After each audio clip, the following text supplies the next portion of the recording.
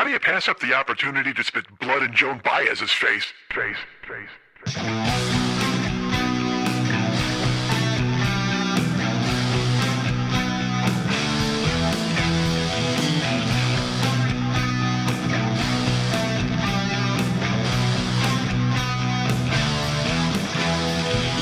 I've read Mark Twain. I've read Huckleberry Finn. I think I earned the right to go on the internet and see a guy get a chainsaw in the face. Dude, my dad was drunk and my mom was dealing with it. Guess what? I got raised by Cookie Monster. My cock looks like it's been in a hockey fight. Time my stupidity. It's at the speed of goddamn light. I got a multiple clocks. Hey, what's happening? Mike Schmidt, 40-Year-Old Boy Podcast. How are you? I'm good. I checked with you early in the show. I want to know how you're doing, because I can't continue, folks, if you're not doing well. If you shouted out, I'm not feeling good, then I would be like, well, you guys can get me at. I can't do a show for you if you're not feeling good. I need you feeling good, Billy Ray, looking good, Lewis. I need all of those things from Trading Places. I need you to have a Merry New Year if you're going to go that far. I need to tell you that I remember the pavilion and we had big fun there. Babuya, babuya, babuya, da ha. Babuya, babuya, da buya, ba ha. Oh, Winthorpe. Like he was wearing my Harvard tie. Like, oh, sure, he went to Harvard. Trading Places is a movie that gets lost in the shuffle, folks, because a lot of people remember Coming to America, which is brilliant. And it's Eddie Murphy doing 75 different characters at once, actually, which is hell on the makeup department. They remember the Clumps and the Nutty Professor nonsense, and they remember all the other things that he's done. Beverly Hills Cop 1, 2, 7, 45, whatever the fuck he got up to.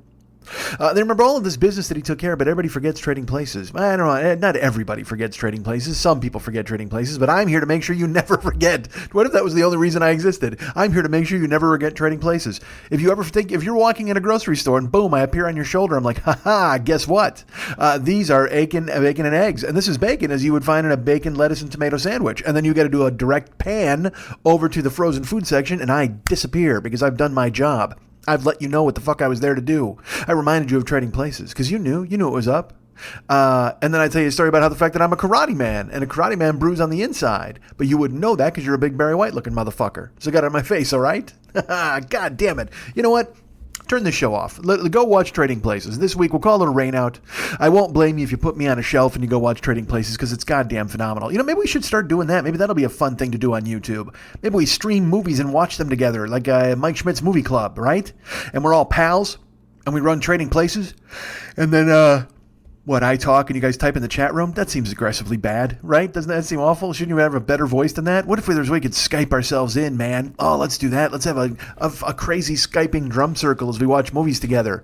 Or not. Maybe you don't want to do that. Maybe you just prefer having me talk to you in your ears right now as you plug me into your iPod vagina and I go, fight, like Newt Rockme from a radio station record that I used to hear about all the time when I was a kid. They used to advertise that. It's so funny. This actually happens on my old-time radio network.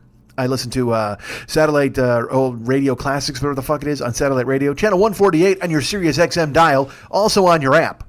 Here's my favorite thing they do. They go, hey, look, the guy Greg Bell who hosts it, he's a cottage industry man. He's on 24 hours a day there. I don't know how he's recording this stuff. They actually replaced him about a year and a half ago, 2 years ago. I might have even talked about it on the show. And people revolted. Like, people were angry. They're like, why is Greg Bell losing this job? He's the only voice that pacifies us old people. Fuck, yawns. God damn it, nobody likes him. But that's who Greg Bell is. He's the old time media dude, and he introduces every show. He tells you whether it's the Whistler or the Shadow. He tells you whether it's the Mysterious Traveler or Dimension X. He's right there for you with nuggets of information, and I appreciate that. But the funny thing is, he has to pitch and sell stuff too because they have a sponsor for that network.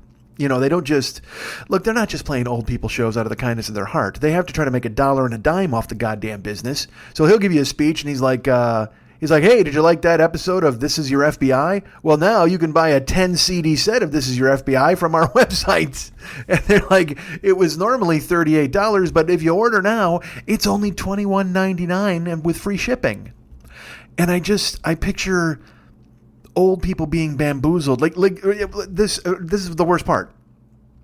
I picture old people assuming that they're on the cutting edge of technology by buying the CDs to get them in their house, not knowing that as I talk to you now, I literally am talking on a MacBook that has no CD drive anymore. They're opting them out. They're getting rid of them. You can't use CDs. But all these people drive cars that I guess still have them. But I guess a lot of cars are also getting rid of them. But old people, they listen to that radio station. They're like, I really love Gunsmoke here on the radio. But what if I could own 10 CDs of Gunsmoke at half price? Holy fuck.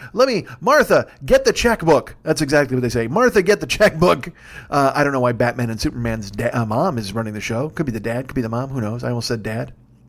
But sure enough, they're like, get the checkbook. I got to buy 10 CDs of Nero Wolfe, Detective with Sidney Greenstreet.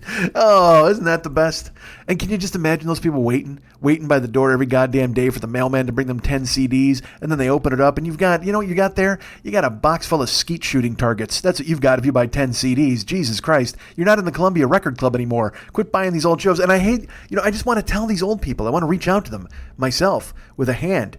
Or a mouth, or a fucking, I want to just shout into the tin ear horn that they place against the side of their skull so they can hear me better, because they can't afford a fucking a hearing aid because they went ahead and bought goddamn 10 CDs of Nero Wolfe.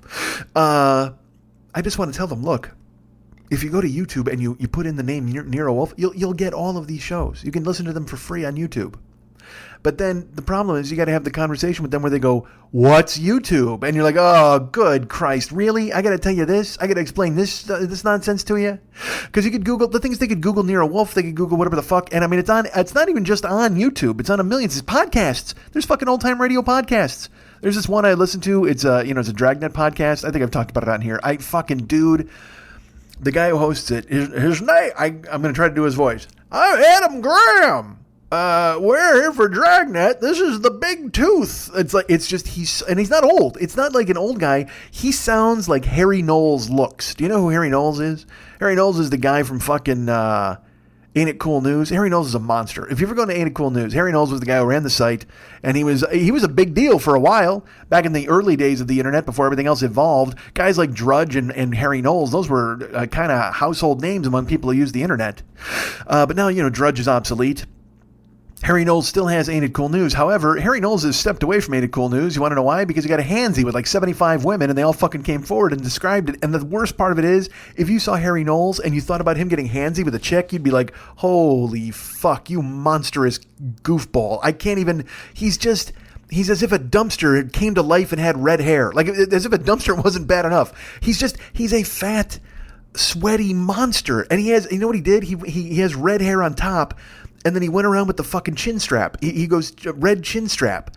And he's got a face like one of the fucking creatures in The Rescuers. I mean, he's just a gross dude. And he's also big and fat and sloppy and sweaty and handsy. And he would always type stories about him hanging out with his grandpa and his dad. That's who he lived with. I don't fucking know. It's a million years ago, folks, when the internet meant something to people. Before it gave me a career. When I used to just surf it. When I still had to go to sign in on AOL and find out what was what. But this fucking dude, he was so... I didn't like him then. I'll be honest with you, because he was one of the main guys. You know who he was? He was like a fat Hardwick. He was like one of the dudes who fucking told everybody, hey, here's the thing. We've got nerd culture, and it's all awesome. And yeah, we might have been roughed up as youngsters by the jocks, but now we're taking over, baby. And he started his own website and started reviewing movies. And then he started to get kind of influential because people started to look to the internet for information and news and reviews. So then he started to get accepted into mainstream kind of pop culture. And then they started to send him, red carpet shit. And here's the deal with those guys. This is the deal. They're fucking, when you're a nerd, all right, and you're a fucking nobody. You're a fat nobody who's never getting any pussy, and you're just like, man, I'm going to write about movies. And no, I don't care what happens. And then you go to Ain't It Cool News, and you tap out some reviews, and then you start to get some influence. And then these guys are like, hey, you should come down to a red carpet thing. Well, all of a sudden you think you're no longer Fat Nerd Johnson. Like, you just think you're like, oh, you know what? I must be fucking worth something. And then, look, I'm not saying you shouldn't feel like you're worth something. I don't want you to fucking hate yourself. But at the same time, recognize you got to stay in your lane. And with that guy, you got to stay in both lanes. That guy's a house, for fuck's sake. He's driving a Jazzy everywhere.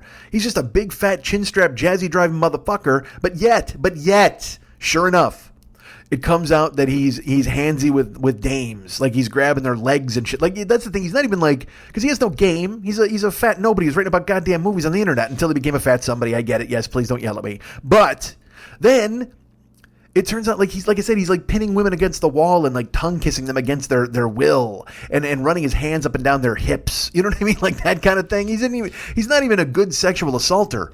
Like he just pins them again. And not that there are good sexual assaulters. Don't write me. Jesus Christ, this show used to be a lot easier when I didn't have to fucking backtrack over every dumb thing I fucking said. I don't think anybody who sexual assaults is good. We talked about it last week. But what I'm saying is Harry Knowles, when they talked about it, he was even clumsy in those efforts. And not that you'd be, if you were good at it, that would be any better. But the point is, he would just be, he just like awkwardly finger blasted some chick in a hallway. I mean, just nonsense. And you're reading it and you're just like, man, this guy, just drum him out of the fucking core, right? This guy shouldn't even be allowed to see movies ever again, let alone review them or type about him on the goddamn internet. So that was the last thing I heard about him. He got swept up in the Me Too, and this is a fucking year and a half ago, maybe 2 years ago. I don't know. This never happened. Actually, no, I apologize. It happened 30 years ago.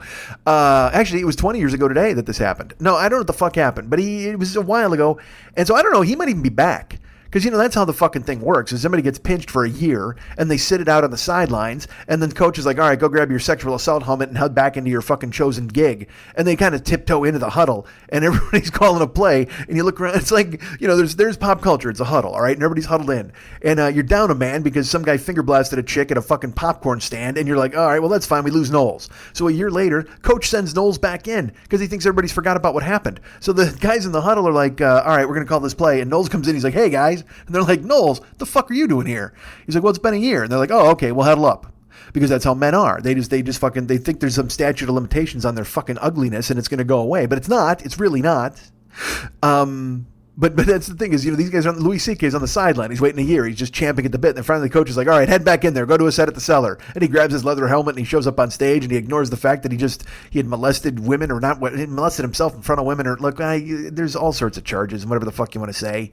But sure enough, he gets a pass. He's back. I guess Louis did another show at the Cellar last week. And this time women walked out. And so now, but again, it's this weird fucking thing where now Jimmy Kimmel's like, hey, man, comedy's very democratic. Let the audience decide who's funny and who isn't. And immediately when you say that in this kind of climate, everybody just goes, well, then, when are the stories about Jimmy Kimmel coming out? And he must know that something's on its way. You know what I mean? You can't ever back up like Louis C.K. or those dudes because then everybody just goes, well, what fucking skeletons you got rattling around in your closet, buddy? What kind of bones you working on? What kind of bone xylophone you playing in the closet there, Groovy Ghoulie, as you're finger blasting a chick and hiding 3 skeletons behind the fucking coats, you dick? I didn't know how the fuck did I even get on Harry Knowles. I thought he was a disgusting guy. He was because Adam Graham, that dude Adam Graham does the voice. He's like, all right, this is drag. I can't even fucking do it. If you heard it, you'd know I was close. Actually, that one wasn't close. It was closer the first time. Hey, he sounds like you're opening a rusty jar. Does that make sense? Like that that from the bottom of a fucking well. Awful. He's so bad, but yet that guy hosts a podcast. I mean, how many times, dude? I heard. All right, look, I'm gonna share this with you. I heard a clip from a podcast the other day. Now, this podcast is just me. I get it. It's just me talking. And you like it because you're sticking around and you're listening, or you're new and you're exploring it and you're deciding you don't like it, or you might love it, or you tell your friends and people go, why is that only one dude? Why doesn't he have like 9 other dudes and they're chiming in and trying to be funny? Well, first of all, I only have one microphone. If I had a second or third person in here, I got to go buy more equipment, and that's a non-fucking starter. But second of all, I listen to shows sometimes that have multiple people on them. Now, like Never Not Funny is the gold standard. They get 1 million people and it's fucking great. Comedy Bang Bang, they tear it up. You get a Paul F in there, you get a Lauren Lapkus, and they fucking knock it out of the park because they know what they're doing because they're professionals. But then you listen to podcasts that are, and excuse me if you are a podcaster like this, and I've done shows like this where I've been a guest where there's 75 dudes like in a room, 4 microphones, I'm on one of them, and they're all just trying to shove their bit right in your face. They're all just trying to fucking compete and do the cartwheel and get the backflip and get the laugh and none of them want to feel like they're the clunker or the unfunny one. So they uproariously laugh at everybody else's bit. I just heard a clip. I'm not going to say who it was, but I heard it. It was all right. Look, here's the part where I tell you that I can't believe that I'm still doing this out of my house. My mom says that sometimes. She's like, do you ever think about going to a radio station and telling them that you should do this? And I'm like, yeah, there's no radio anymore, Ma. Radio's done. My mom, I should, no, Ma, you know what? I haven't gone to the radio station. However, I have purchased you 10 CDs of Nero Wolfe. Would you like to listen to those by any chance? Listen to Sidney Greenstreet, and he's talking to Wally Mayer, and whoever the fuck else is Archie, his fucking confidant and go-between. Because my mom, again, she's trying to help. She's a lovely woman, and that's great. And she's wanted this for me forever. You know, she's told me even 20 years ago, she's like, you should be in radio. You should do a radio job. Why wouldn't you call the radio people?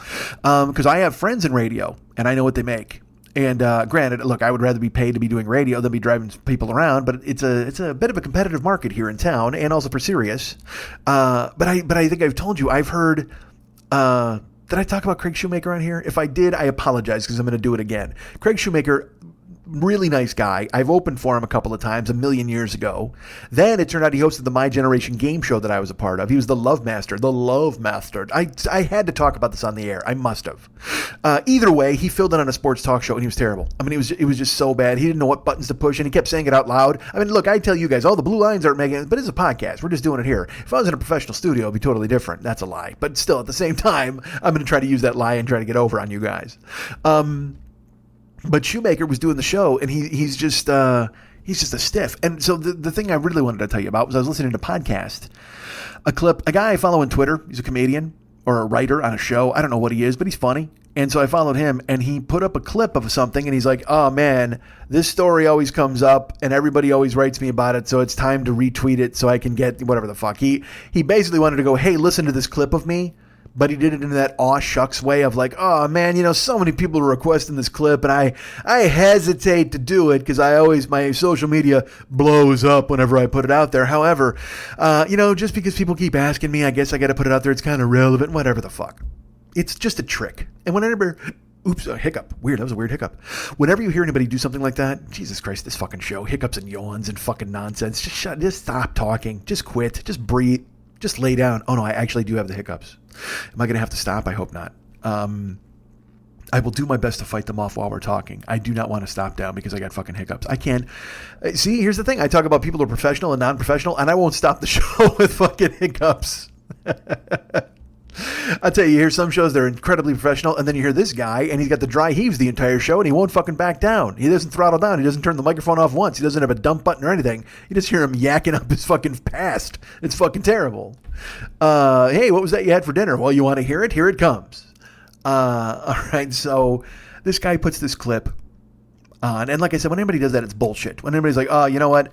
I get so many requests for this particular clip, and I don't like to put it out there. However, quit fucking jerking off. We know what you're doing, okay? Everybody out there is tuning everybody else up to listen to their fucking thing and try to get them on board with their show or their clip or their writing, or it's all Twitter is. The whole thing is all of it is just a huge scam to get you to pay attention to you and your projects, and I get it. Like I told you, I do Twitter. I do it. I send some jokes out there, but then in my head, I'm like, what's the point? And then I'll see jokes. Like a woman tonight tweeted a joke, and what did she? She tweeted this joke, and I'm going to do it because why not?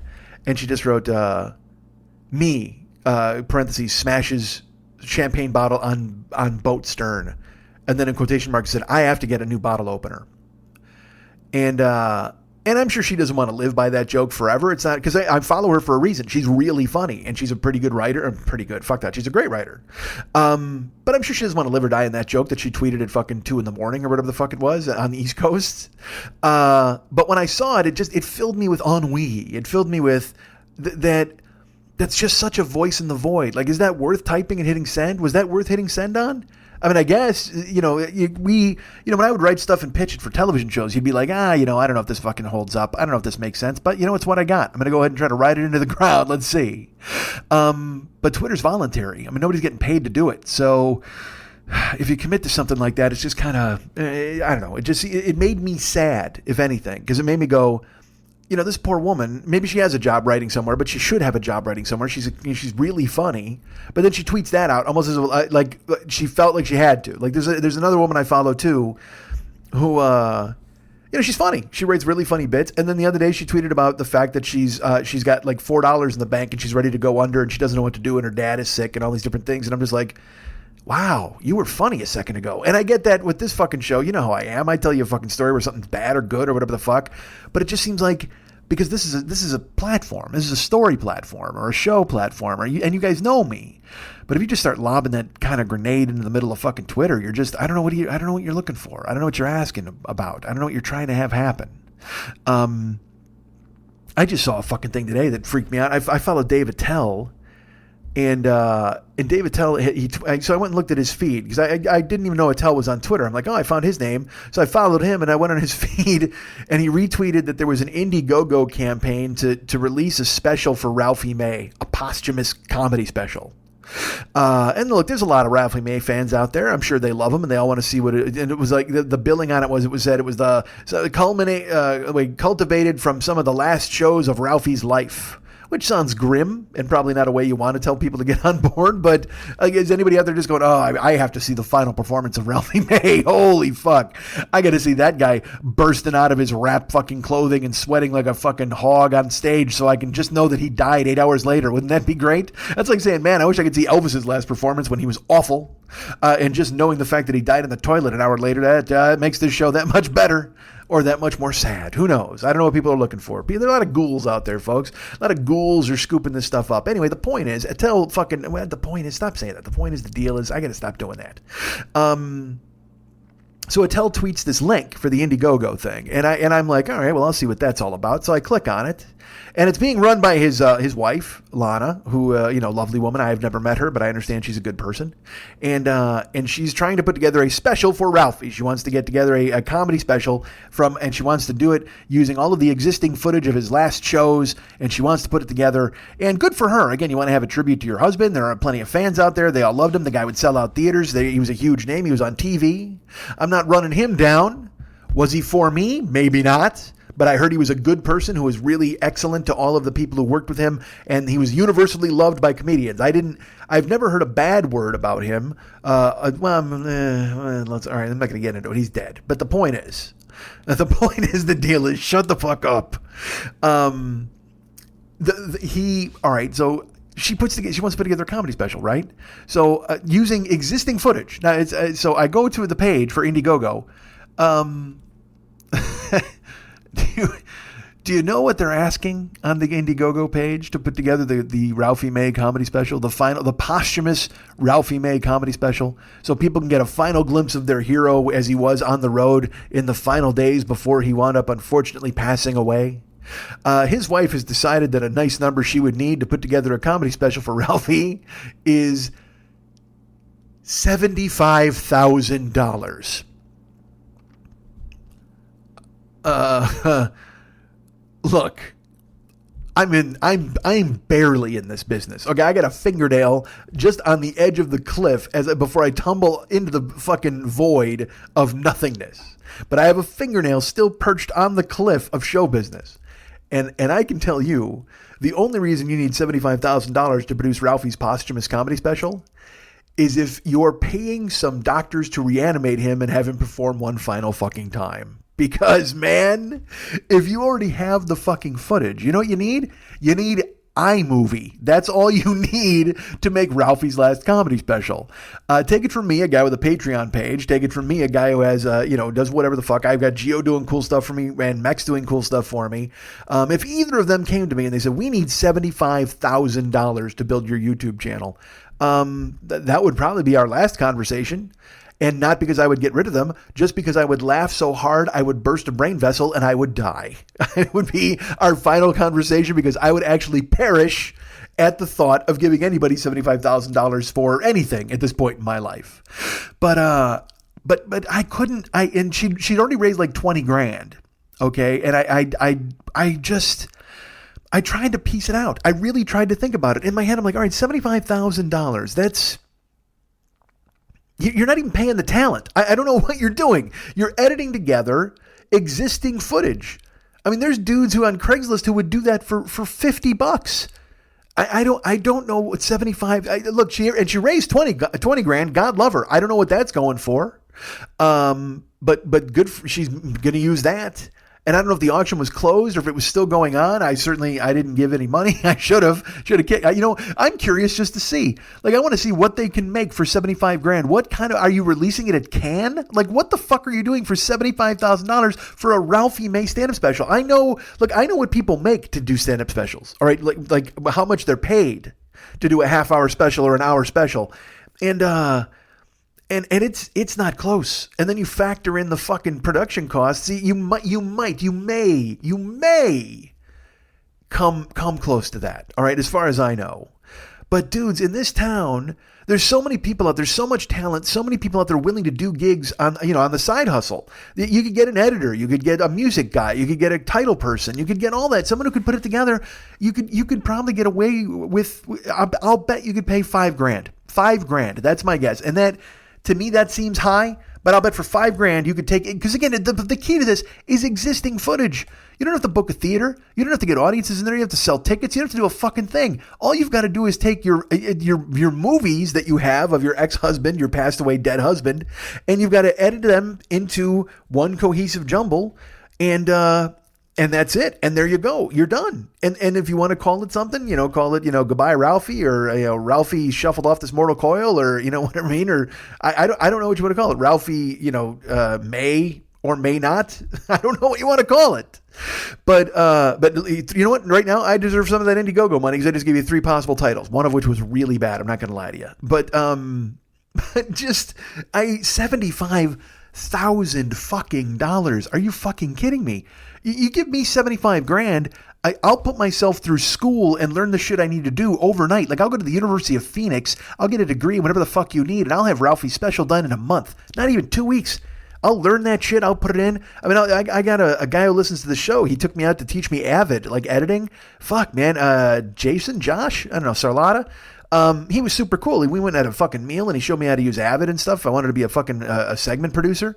Pat fucking Francis does that stuff. Just fucking hire him. Give him $75,000 to tart Ralphie up and put his corpse on stage again. Why not? I don't know who gave the money. I don't know who was like, because I think it was only like 250 people gave money and they had 20 grants. That means she's getting, what is that? That's $100 a head.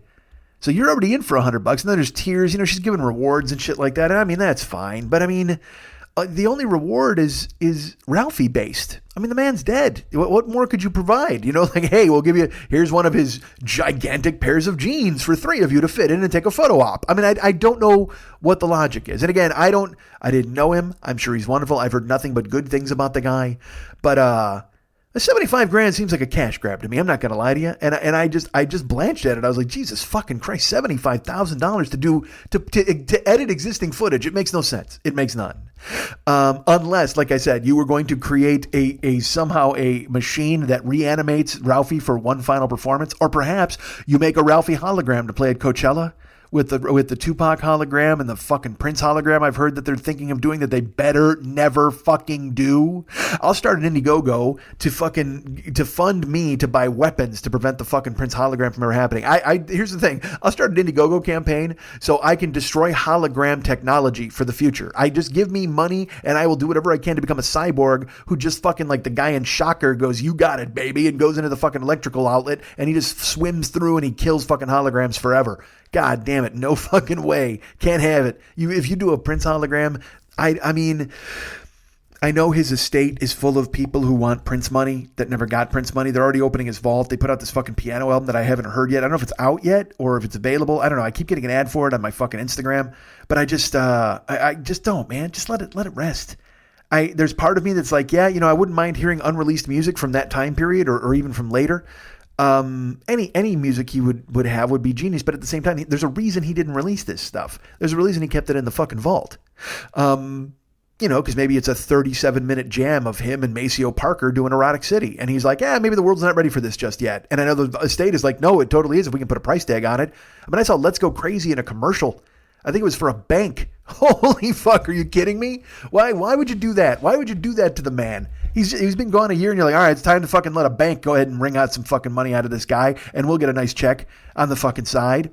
I know they were having Paisley Park. They were going to start making people pay to tour it, but I think it got shut down because there's taxes and all sorts of bullshit. I don't know what the fuck is going on. I have no idea. Because again, it might turn out that Prince, I don't think he had a will. And then also like he didn't pay taxes for 8 years or something like that, dude. Yeah, pay your taxes. I have a fucking certified letter from the IRS that I have yet to pick up that I can't wait to see exactly what it's all about. But holy shit, is that bad. If the IRS comes knocking, man, pay your fucking bills. That's all you got to do. Just cough it up. And you're not going to hide from them because you know what? Your footprint's all over the goddamn place. I got a fucking email telling me that I was mentioned in 3 different LinkedIn inquiries this week.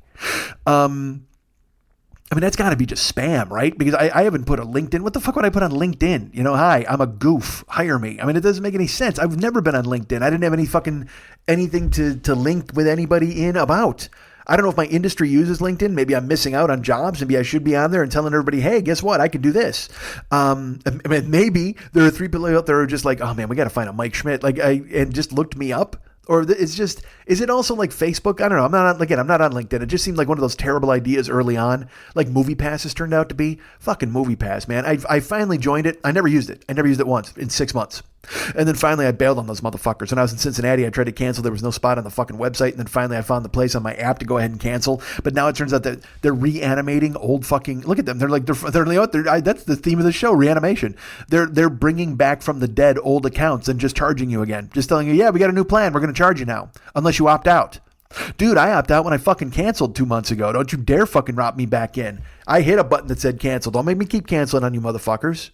But that's the thing is everybody gets your information and they fucking hold on to it. I've gotten 4 more of those phishing emails where they're just like, hey man, we saw you jerking off. You need to send us some Bitcoin, like that bullshit. And now they're using different passwords from other sites. Like the first one I told you, it had a phrase that I had used in several passwords, and now they're using other passwords from other sites, and I'm like, Jesus fucking, what the hell is happening, man? Jesus, leave me alone. I don't have any Bitcoin, for fuck's sake. Literally, I want to email them a screenshot of the IRS certified letter and just go, am I really the guy you want to tumble with? Is this the guy you really want to fucking take down? I got nothing, man. Call fucking Trump and whoever the fuck else is running the IRS these days, because they just sent me a note and I can't imagine what it's going to be. Christ. I don't know, folks. But I bring you this show every week. Oh, that's what I want to tell you. The guy posted the fucking clip on Twitter. And he's like, I don't really want to do this, but people ask me all the time. They request it. Oh my gosh, I'm so embarrassed. Yeah, you're real fucking embarrassed. That's why you tweeted it out to however fucking many listeners or followers you got. And then I listened to the clip. And look, I'm a charitable guy. I'm a nice person. I try to give everybody a chance. I think this is a world where everybody gets a shot, a swing at the piñata, if you will. Everybody wants to smash open the paper mache and pick up all the candy, and I get that, and there's a long line of people willing to do it. And as far I've told you, podcasting is democratic. The best thing in the world is that anybody can do a podcast. Conversely, the worst thing in the world is that anybody can do a podcast. They'll just drag microphones out and they'll sit around a computer and then they'll fart into it and they'll laugh. Listen to that fart and the way it got picked up. It's hilarious. But this guy's like he's a performer and he's with 2 other performers and he's being interviewed by these guys and he's telling a story that, taken on its face, was a decent story. And it's not even a story. It's an anecdote. I don't want to tell it. I don't want to give it away because it's his chunk. And obviously it's very famous because he's got so many requests. I'm being a dick. But he plays the clip and he tells the story. And the thing is, his voice is, it's a little squeaky. How do I put it? Yeah, it's a little higher than you want. It's like when Bill Simmons, I don't know if you know who Bill Simmons is, the sports guy. I used to read him religiously when he was over at fucking ESPN and on Page 2 or whatever. Then he got the Grant-led website.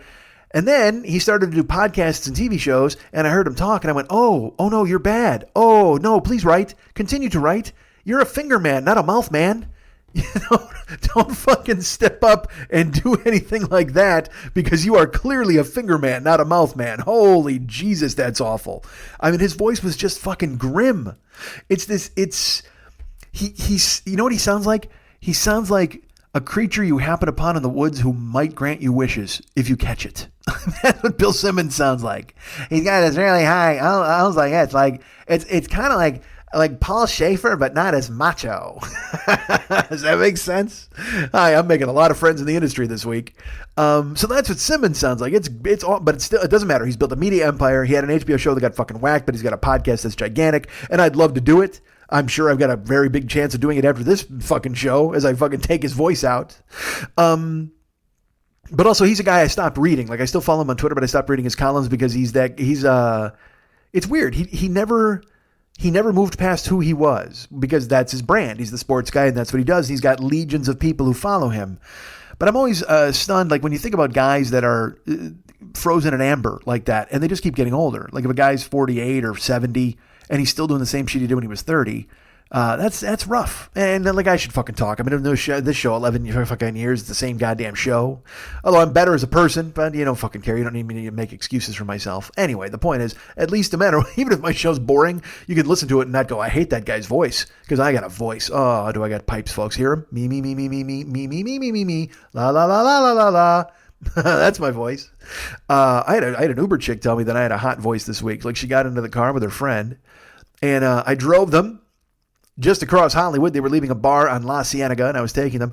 And I said hi, and I gave them the speech about whatever. And this woman goes, "Oh, your voice." And she leaned forward and she put her hand on my shoulder. She goes, "Say something else." I said, "What?" And she goes, "Say something else. Your voice is amazing." And I said, "All right, thank you. You're very nice to say so." She goes, "I'm not nice. Your voice is making me feel things."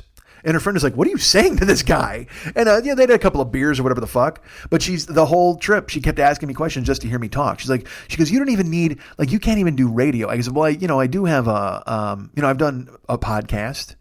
And I didn't want to tell them about the podcast. Because I didn't go into detail about it. I didn't tell them because, again, then you're just an idiot. As if I'm the guy who drove you with a cool ass voice, that's cachet. But if you then go, "Hey, check out my podcast," they're gonna go, "Oh wait, you're gonna tell a story with two guys and it's gonna be bad."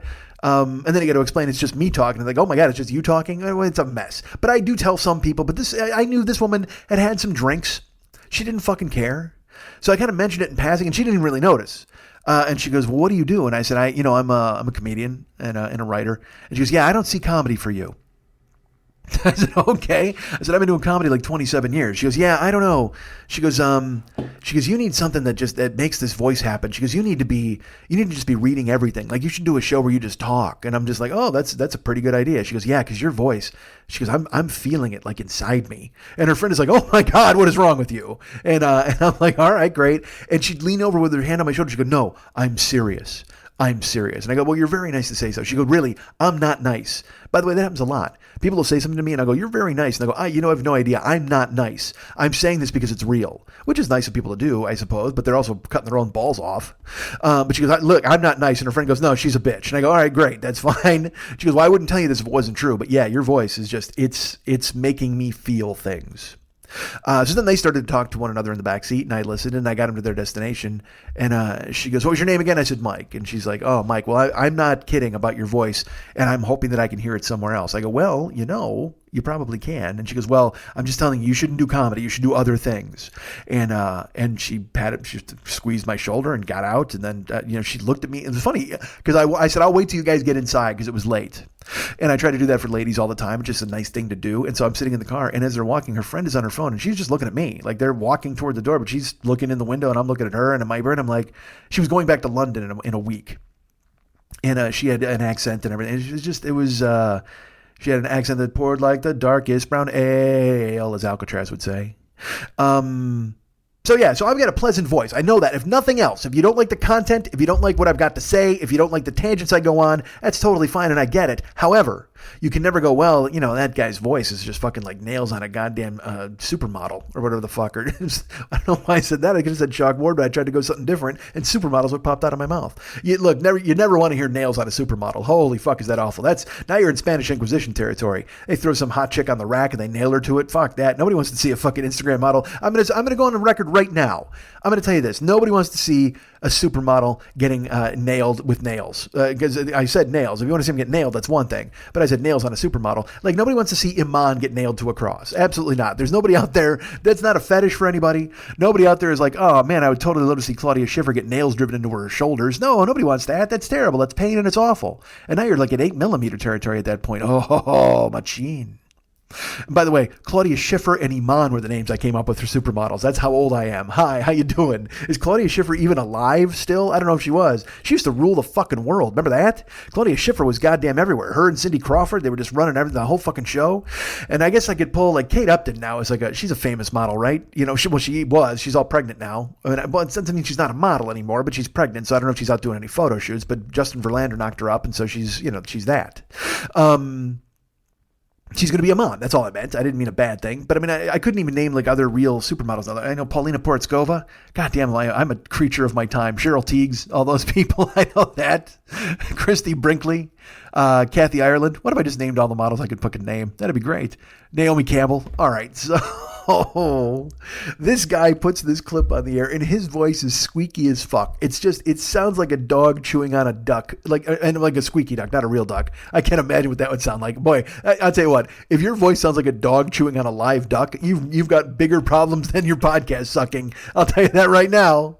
No, like a squeak duck, like one of those. So his voice is just that kind of in that timbre. But he tells this story, and again, it's a fun anecdote. Listening to it, I was like, oh, okay. It's one of those stories where you told the guys over beers, you'd laugh, and you'd just be like, wow, I can't believe that happened. You know, I mean, that's that story. But I got to tell you, dude, the guys hosting the show, there's two co-hosts, and he starts the story. Okay, so obviously they know the story, because when he starts the story, they start laughing like fucking Steve Martin in Little Shop of Horrors on the gas. I mean, they're laughing like it's the funniest thing they've ever heard. He's just doing the setup. He's not even into the meat of the story yet, but he's just telling it, and they're dying. These two dudes are dying. And I know you're going to be like, well, Mike, you know, you had Lily dying at setups on your show. Yes, I get that. I understand it was a little different because Lily, for the first 6 years of the show, actually thought I was funny. I think for the next 3, she probably said, hey, I've got to be a laughing person. I don't know. You'd have to talk to her. But she genuinely thought I was a funny dude, so I would make her laugh. And that was one of the reasons the show went so long, because I'd be making her laugh and spinning off, and all I wanted to do was make her fucking laugh, because she was you guys in the room, as you know. But these dudes, you could tell they were just forcing it, man. They were trying to make, again, because quite frankly, they sold it big. And then he started to tell the story, and when it ends, you're just kind of like, oh, okay. But also at the same time, it's not a solid home run. I would call it a double. I'd say this home run was a double. And even listening to it, I wrote a better ending. Like, I know real life, you can't do that. But listening to it, I go, there's a better ending to this fucking story. And you could have done this, and it would have made the story that much better. But he didn't. And instead, he lived his life the way a normal human being would live it, not some guy in a sitcom trying to make a better ending for his story. And I get that, and I respect it, and I understand it. But when I heard these two dudes laughing, and then the worst part is, then in the middle of the story, you know, he's trying to get to the point, and he's telling stuff, and he's trying to add some color. And these two dudes would repeat everything he'd say. Like, he'd be like, yeah, so then, you know, I went back and sat on the couch. Oh my God, you sat on the couch? Oh, you just went back on the couch. Oh, that's fucking ballsy, man. You just went over and sat right back on the couch. And I'm just like, oh Christ, what is going on? Is he like an old-timey crime boss, and you guys have to flatter him to stay in his good graces? You know what it sounded like? It sounded like what I imagine a cabinet meeting with Trump sounds like. When because they know they got to jerk him off to make him happy and pass whatever fucking bill they want to pass. So then they're just like, oh, your hair looks so good, and those people are bitches, right? Oh, these bitches, they're so terrible. And he's just like, yeah, it's unbelievable. That's my Trump. Enjoy it. But these dudes were just trying to add color and embellish and just sell everything as if it was a punchline. And it wasn't, man. Not everything has to be a punchline, said the guy who tries to make everything a goddamn punchline. Listen, I'm a professional at this, goddammit. 11 years in this business. 12 years, actually. 12 years with a year off in the middle. Not in the middle, in the beginning. I did 1 year and then a year off and then 11 years of this. 11 years by myself and then a year with a room full of dudes. But we did it right. Says this old fucking man pointing at the sky. We did it right. I'll tell you, in my day, when I did a show, here's Dragnet with the big tooth. Foolish. All right, so I don't even know why I was telling you about that fucking podcast, but the point is I heard, again, anytime I stumble into a show, I try to listen. And some shows are brilliant. Some shows are awesome. If you want to tell me about great shows, I'm happy to listen to your suggestions. But some shows, I hear them and I just go, yay, dude, that's a lot of guys laughing at a lot of nothing. That's a lot of guys just treating everything that comes out of somebody's mouth like it's gold, and in reality, it needs to be spun into gold by some Rumpelstiltskin motherfucker, because it is just a pile of goddamn yarn on the floor right now. It is nothing. You've got to shape it. You got to mold it. You got to get a rumple in there to fucking Stiltskin the shit out of it and fucking make it happen. God damn it. Hi. So again, I'm just indulgent in talking, and we get that. And I was, it's funny because I will tell you, I was this week. I wasn't going to do a show this week. I was like, you know what? I'll go ahead and throttle down this week, and I'll just do the beginning. I'll do the plugs and stuff, and then I'll go ahead and put a rerun in, and we'll figure that out. And then, here we are. We're talking. We haven't even gotten any of that stuff, and I got stuff I can do. I can get a show out here for you. I can make it happen. But it'll be that thing where I'm kind of. I did a live stream earlier tonight because this is Wednesday night, late night. I'm not going to lie to you. Normally I record these on Tuesday, but I tried to yesterday, and I was just like, yeah. And that's why the artwork is what the artwork is now. I don't even know what it's going to be. I might just put a selfie of myself up because God knows I have enough of those. I did a streaming show earlier tonight on YouTube, and I talked, and so I told the story on there, and everybody's like, man, you got to put that, you just tell that on the podcast. And then some people were like, just use the audio from this as the podcast this week. But then it's dumb, because then you're listening to me go, look at this, and oh, look at that. And I'm talking to people in the chat room, and you guys don't want to fucking hear that. And honestly, then that kills the fact that you could go over to YouTube right now and watch the goddamn thing, because it's there, it exists. My live streams always exist. They get cached or archived or whatever the fuck you want to call it. And you can go watch tonight's live stream, which was an hour and fucking 40 minutes, I think, or an hour and 35 minutes. I can't even remember off the top of my head. I had a lot of trouble signing into YouTube tonight. It's the first time I've ever had that. I tried to sign in, and I was there for a bit, and then it froze. And then I'm fighting off something. God. Ugh. All right, so hi. I was recording, and then I had to stop, and then I tried to sign in. It wouldn't let me sign in, and then I'm like, because I almost rescheduled the live stream. I've made a decision this week where I was going to just kind of back off. And here's how my brain works. I announced last week that there was going to be a live stream. I'm like, yay, there's a live stream coming next Wednesday. It's going to be perfect. And then it got to be Wednesday, and hold on, water. I will hopefully not have residual water in my mouth. Oh, I got to tell you that story. Remember to tell you that. All right, real quick, I'll finish the live stream story, and then I'll tell you the other. I started to I was going to reschedule the live stream for tomorrow, which is Thursday, or tonight. And then I'm like, well, maybe you do that, because I'm trying to make money. So I've been driving a lot, and I know fucking comedy should trump money. And I shouldn't be like, I had to go drive tonight, so I couldn't do a real podcast, because that's fucked. In reality, I was kind of, I was pulling the starter on the fucking lawnmower, and it wasn't catching. Look, I can always open a microphone and do this. I can talk, and I'll find things to talk about. I'm going to go ahead and be able to find something to go ahead and talk to you people about, whether it's ruining Bill Simmons as a broadcaster or talking about Nero Wolfe. Oh, look at what we're doing together. We're all friends and fun. But I just thought it would be best creatively. I was going to go, you know what? I'll take this week off. So I'll just go in and do the plugs, and I'll put up a show. And then I was like, I canceled the live stream. I actually had it posted. And then I was like, I'm not going to do that. And here's why. Because I was like, well, these live streams, I schedule them, and I want to do them, and I really like doing them. But I announced it on the show last week, and not one person said, oh man, I'm excited for your live stream. So obviously in my brain, that means nobody wants me to do a live stream. Hi, welcome to my haunted brain. But that's how it works. I told myself, I go, well, look, nobody wants this fucking live stream. If they did, they would have said something to you. And so this afternoon I canceled it. I was like, I just took it off the YouTube thing. I had the alert for it. I was like, fuck it. So then I was in my house. I had to go run some errands, and I came back to my house. It's like 6:25, and I go online, and on Facebook, there's like 3 people or 2 people, and they're like, hey, when's the live stream, man? We're waiting. And what's going on? And then I go to the fucking YouTube channel, and there's Gio sitting there. He's like, what's up? Anybody is this happening? And then it dawned on me that you can't say you're going to do something and then not do it. It's just not fair to fans. It's not fair to people who want to participate, who want to support, who look forward to those things. My brain talked me out of it, because like I said, in my head, I was just like, yeah, man, nobody said anything, so nobody wants this. Obviously, it's pretty clear that nobody wants me to live stream, and they would have said something, and they would have gone, I don't know what the fuck I'm looking for. And attaboy, a hand job, somebody to go, hey man, we love your live streams. I don't fucking know. But it's real easy for me to tell myself, you know what, nobody fucking said anything about this, so obviously they don't want you to do one. Even though all of the live streams I've done have been crazy successful.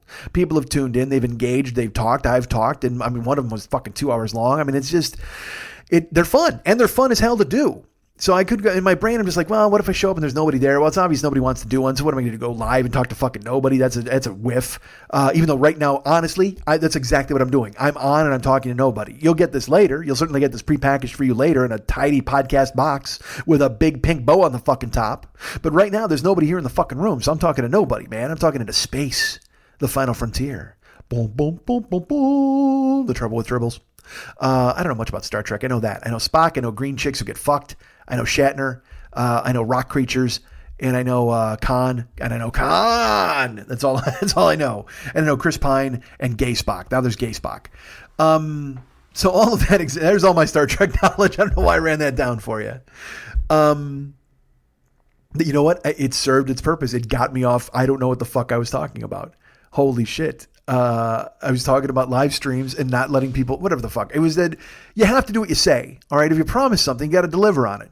Whether it's, like I said, that's why I said if there were zero people, I'd be talking into space. All right. Dummy. Not a dummy. I just made a mistake. All right. See, I'm trying to be kind to myself and not use that kind of language anymore. I stopped myself. I caught myself there. Be proud of me. That's become such a crutch. That's even worse than, there's an See, I just did an after an I did an ironic and an unironic back to back. You can't have that. Nobody wants an ironic and then an unironic Handle your business, man. Handle your fucking business as a broadcaster. So I didn't think anybody would be there. So I said to myself, you know what? Well, nobody likes this. Nobody likes you and nobody likes live streams. So stop doing them. I mean, it's just this dumb fucking thing that lives in my head that tells me, hey, nobody likes that and nobody likes you and nobody finds that stuff interesting. And so you should obviously stop because if they wanted it, they would have said something. I just talked myself out of it so fucking quickly. So I did that. And I, sure enough, I go on and people are like, hey, dude, when's the live stream? Like, what the fuck? What's happening? And so I go, God damn it. I was going to reschedule this for tomorrow.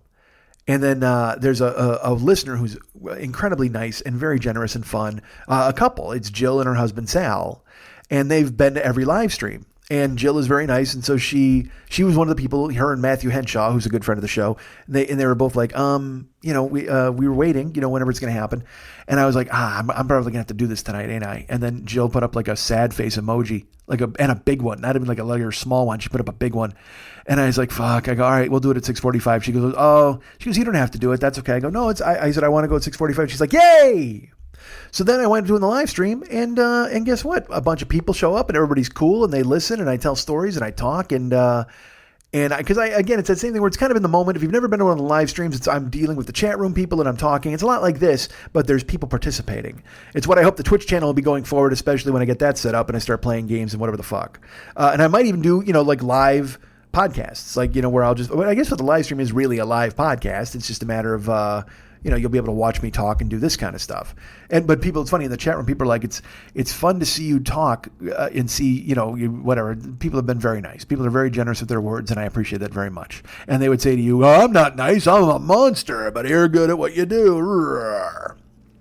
What I was going to tell you after I drank water was our good friend Brian Howard from The Heap. He's which is a band that is a good band, a good band. He's got a band. He's got a beat with a good beat. He's got a good beat. That's off Broadway from Chicago.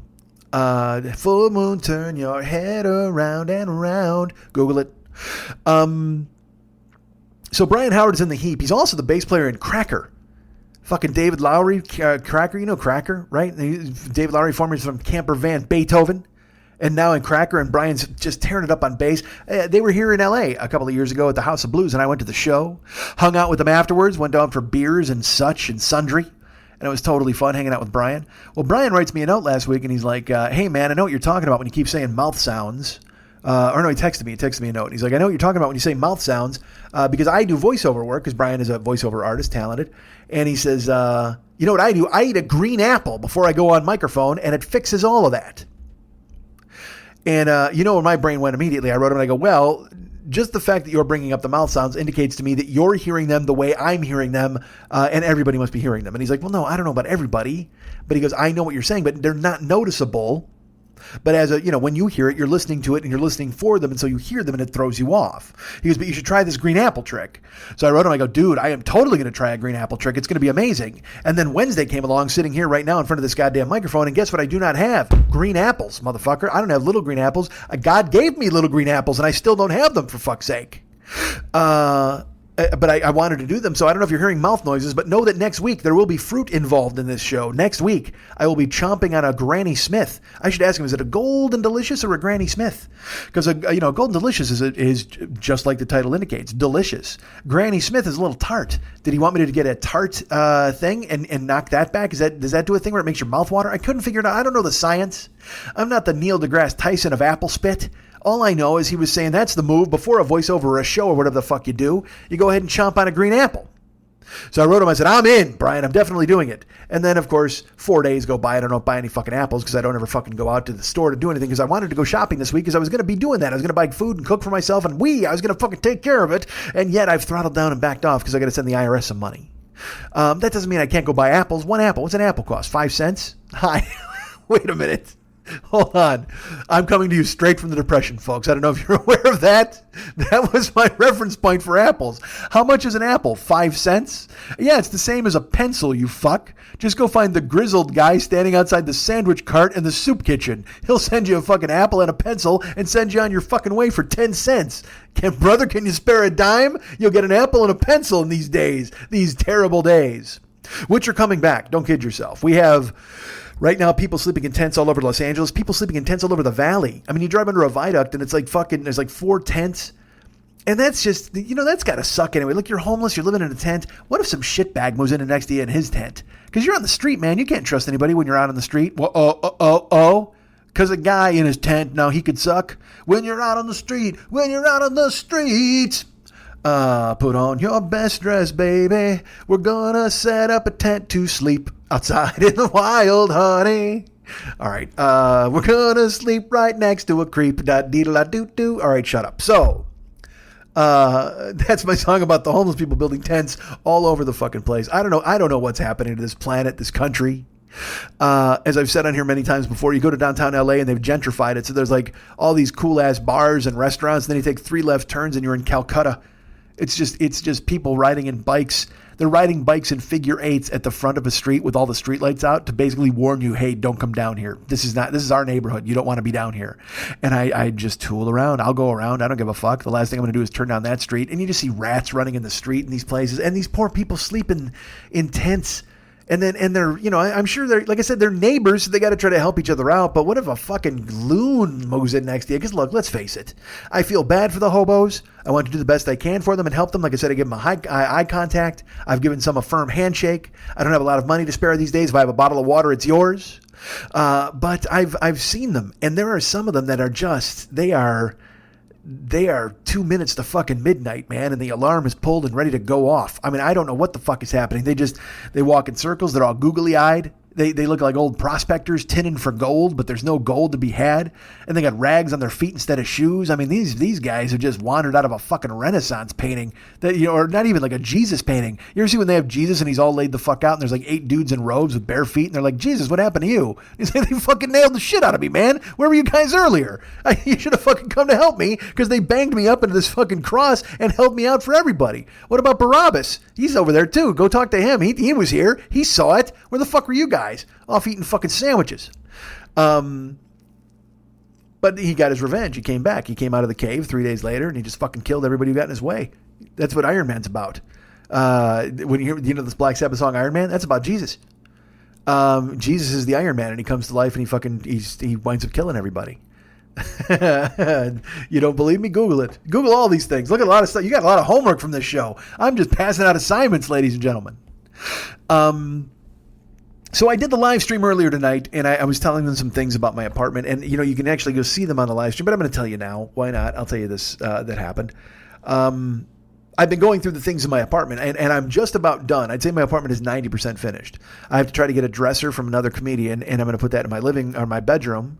I got an on-ramp coming through my bedroom as well. I'll use that to go ahead and pull the dresser in there. And I've got a hutch in the bedroom, and I'm going to put all the stuff, because that's where I keep socks and boxer briefs and some jeans. So that stuff will all go in the dresser. I've never owned a dresser. Like, I mean, since I was a kid, I've just kept my stuff neatly folded on the floor. And then this hutch came along, and I was able to use that after Karen bailed, because I don't know what she had in there, fucking smiley figures or whatever the fuck. Put some porcelain, but then it left, and I replaced it with jeans. Porcelain and denim. That's how it works. So I I'm getting this dresser, and then when that's done, I've got to get the artwork framed, but I'm 90% done. I mean, I went and shredded 70 pounds of documents last week. I went to Box Brothers, brought them in there, and so all my closets are cleaned out. All the excess bullshit that I had is gone, and I'm feeling good about it. But in the cleaning out of my cabinets, I've made some discoveries of some things. I found in a cabinet that was in the hallway, like it's not even a hallway. It's just like a little foyer. And then to the right is my bedroom. In front of you is the bathroom. On the left is my one big linen closet. And then shelving units where I keep a bunch of, where I got all my shampoo, deodorant, all that nonsense. And, but up above there are two cabinets, and I didn't know what was in those. I hadn't looked in those in the longest fucking time. I think I had just shoved stuff in there and I'd forgotten about it. So when we went up in there, we actually found my old consoles. We found my Sega Genesis with some old games. We found a PlayStation with some old games, and we just started pulling that stuff out. Well, I couldn't reach all the way to the back, so my friend Kyle was here, and he starts pulling stuff out of there. He's like, all right. I go, because he got on a chair. He's a little wee guy. He's a little tiny. So he climbed up on a chair and he started pulling stuff out. And there was an iron back there that I didn't even know I had. There was a football, which I'd been looking for actually, because it helps me to hold a football. I know that sounds ridiculous. When I was writing, I've told this story many times before, so brace yourselves. Here it comes again, because why the fuck not? When I worked writing on shows, I would always have a football and a baseball bat in the office. I think it's because I thought it was cool that you could work in a place where you could just throw a football in the air and think of jokes. But at the same time, it helped me. I liked having a ball in my hand. I liked just gripping it or spinning it or throwing it. I liked holding a bat and just had it on my shoulder while I'd think of jokes. And then we'd go type some stuff, and then I'd pick the bat up again. I'd get up and get into a stance. It's like, I'm sure some guys do it with golf clubs. They got putters, whatever the fuck. They putt into a cup in their office. I'm sure in my head, I thought it was a grown-up thing to do, but also a grown-up kid thing to do, and also a creative thing to do. There was a reason why it made me feel good. It was a security blanket, and I dug it. So I found this football that I'd had fucking forever, and we pulled that out. I was very happy. I got it inflated. It's a little soft because I haven't seen it in 6 years or whatever the fuck. But then Kyle goes, "What is this?" And he pulls out a can or a tin. I don't know how to put it. It's probably it's about 1.5 feet tall. And it's a metal, like aluminum, I guess. It's fucking. Here's what it is. You ever get those popcorn tins around Christmas time, where it's got like caramel, cheese, and regular, and it's a popcorn tin. It's a big one too. It's a big fucking thing. Well, so it's that size, but it is. It's a wedding time capsule. I didn't realize that this was still lurking in my house. I guess I completely forgot about it. Like I said, when I'd found Karen's stuff, when Karen left here in 2013, she left a ton of stuff in the closet. And as you know, if you've followed this show for as long as some people have, I couldn't throw it away.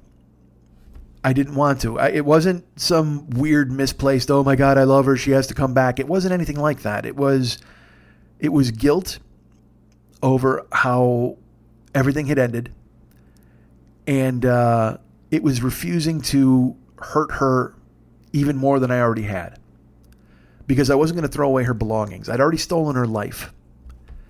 I wasn't going to throw away her belongings. And I know people are like, Mike, you didn't ruin her life. You didn't do this. It works both ways. Yeah, it did. Did I ruin it at the end? Like the last year and a half of the marriage? Yeah, I did. I did not behave properly. But you know what? The last year and a half, she probably didn't either, and she'll tell you the same thing. But I'm not. It's not a dick swinging contest. Who's bad? Who's good? Or whatever. All I can do is accept my part in it. And I know I was not a good husband throughout the entire marriage. We've covered this. I've talked about it many times. So I was not going to compound that error by throwing out things of import to her, because these boxes. When she fled essentially. She just packed her clothes and whatever other stuff that I guess that she could carry, and she got the fuck out. I came home and I found a note, and she was gone. An empty closet, and finished. And again, I didn't blame her. I was wrecked, but I kind of understood it. In the abstract, when you sat down and actually looked at it from a third-party view and you thought about it, it was like, well, yeah, this makes sense. And it makes sense for her, because if she felt trapped or she felt that there was a situation she wanted to escape, then by all means escape it. Like I said, I had stolen enough of her life up to that point. So when I found the stuff in the closet, when she left that stuff in the closet, I said, she came home, and then I did the show where she came with her niece and she brought the cops, and they grabbed, she grabbed my rice cooker and my Monty Python's DVDs. That's all she took. She took those and carried those out the door. Even the cops are like, really? That's what you're grabbing? All right, that's fine. And I even said to her, I go, look, you can't come back here over and over and just keep getting this stuff. I mean, you got a whole closet full of boxes. You can just take it all now. And she's like, nah, I don't have any room to get it, and I don't want to grab it now. And she and her niece left, and then it just stayed in there. And then I wound up getting into a relationship with Jill. And then Jill would come to my house, and she would go, why is that stuff in the closet? Like, why the fuck? Why do you still have Karen's things in your closet? And I'd say, just because I can't throw them away. She'd go, why? Do you want her to come back? Is that what it is? You want her to come back? And I go, no, that's not it.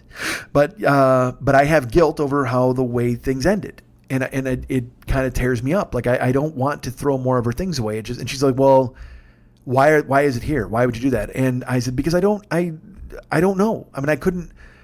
I said the answer. I'm not going to hurt her by throwing it away. And she's like, well, what's your solution? I said, I don't have one. I really don't. But it's in the closet. I can close the door and we don't know it's there anymore. And she's like, I'll always know it's there. Every time I come over here, I'll know it's there. And you want her to come back. Obviously, you must still love her. You want her to. I'm like, look, no, it's not that. And that always became an issue for Jill and I. Like when Karen left. And then I was, with Jill, and then, but we still hadn't told anybody that we were together. And then Karen tried to friend Jill on Facebook. And Jill called me in a panic. I mean, and called me, not even texted me. She called me. I was at work at the fucking barbecue house. And she's like, what the fuck why is this? Why is this happening? I go, I don't know. I get no idea. And she goes, why would she friend me? And I go, I don't know, dude. Because Karen was weird. She did some weird things sometimes. And also she thinks she's being nice. I can't tell you. I knew Karen 20 years. We were married, but I mean, there was still sometimes I'd look and go, I don't know what the fuck that's just a whistlehead move. Like, what the fuck was that about? But it was your wife, and you were just like, oh, okay, well, I get it, because you do that stuff, and I'm not going to argue. So I couldn't understand why she tried to be her friend. So I just said, but the thing is, to me, it wasn't a big deal. I go, so block her. And Jill goes, what do you mean? I go, just block her. Just who cares? Just don't accept the friend thing and block her. Well, I want to know why she's doing this. Why? Why do you want to know? Who the fuck wants to know anything? Well, it doesn't make any sense. Like, did you tell her to do this? Why the fuck would I tell her to do this? I don't know what you're saying. I don't. And I'm at work again. I'm on the phone. And I'm just like, look, I don't. Just, honey, block her. That's all you got to do. It's that easy. You unfriend and you block, or you don't accept and you block. So the way she handled it was she wrote, I think like a day went by and I still had conversations about it. And she wrote her a note. Jill actually reached out and wrote Karen a note and said, I don't think it's proper for us to be friends at this point in time. I hope you're, whatever, wrote her a nice thing, I suppose. I didn't read it. I don't know why you wouldn't just fucking block her and be done with it, but go for that. So the stuff was in my closet. It was always there, and I never got rid of it. And then it started to get to be a real problem with Jill. And then Jill, one other time we were in Chicago, and Jill and I, we literally, and this is it was bad timing. There was no doubt. We had just finished tearing the room apart. I mean, we're just fucking sweaty, and we're going to go to sleep, and you can't walk, whatever. And my phone pinged, ding. And it's like 1:30 in the morning. So I got out of bed to grab it. And she goes, what are you doing? And I go, well, who's 1:30 in the morning? And it was Karen. And I know I'm not giving you a real good time frame of this, but this is within, a year after Karen left. Because Karen had reached out to me and we started to talk because her parents were sick. And her dad was sick, actually, I should say. And so she was having a real rough time with that, dealing with that and with her family and these other things. And so I wanted to be a friend to her, and I was like, all right. And I had gotten her through some rough times, and we had texted back and forth. And I just wanted to be the sympathetic ear that I probably wasn't during the time we were together, and I loved her. I wanted to make sure she was okay. But not like in a comeback way. And I could never make Jill understand that. So the phone goes off and I pick it up. And she's like, who is it? I said, it's Karen. And she goes, well, what's going on? I said, well, her dad is sick. And Jill was furious. she's like, you want to get back together with her? I don't. I go, I'm trying to be her friend. You know, she doesn't really have anybody else. She's got sisters, but sometimes they can be a little rough and it's a bit much. And you know, I was with her for 20 years. I mean, and we have a very unique, not very unique. You can't be very unique. We have a unique connection in that I was, you know, Karen's, I was her first for everything. So I think she felt there was still some sort of friendship or kinship there. I mean, we'd spent 20 years of our life together, so there still has to be an underlying base of friendship there, you would think, because there was no hate in our separation. I think she just felt desperation and bailed. I can't speak to it. I don't know. Even though, like I said, I've told the story on the show, I'd had a chance to meet her and apologize, and I told her all those things and said I was sorry. So I was able to verbalize how I felt and tell her I was really sorry about what had happened. So I felt good about that. But then her stuff was still in my house, and I couldn't get rid of it. And then she was talking to me about her parents, and it freaked Jill out. And at the time, I was trying to do everything for Jill that I didn't do for Karen. I was trying to be the best man I could be and do what I thought would work. And I said, all right, I won't talk to her. She goes, well, no, you're just, I know you want to, and you're going to go back to her. And I said, I'm not going to go back to her. I won't talk to her. It's fine. And I wound up, I just cut Karen off. I didn't talk to her. I can't remember if I sent her a text saying I couldn't talk to her, but I blocked her on Twitter. I had deleted her from my phone even. Like, I mean, I was just done. I walked away because I did not want to jeopardize the new thing I had. I didn't want to ruin it the way I felt I had ruined the previous relationship. And I had to do that to save everything. I that's how I felt. So time went by. You know, I had a couple of incidents with Karen. I told you she shut off my electric when I was at work one day. And she sent me a text once. She said, Michael, I think I understand what's going on now. That's all she said. And that was it. I still had the stuff in the house, and I made the decision, you know, if you've listened to the show, you know what I did. I decided, fuck this. I went and I took all of the boxes out. I sorted 8 boxes down into 1 box.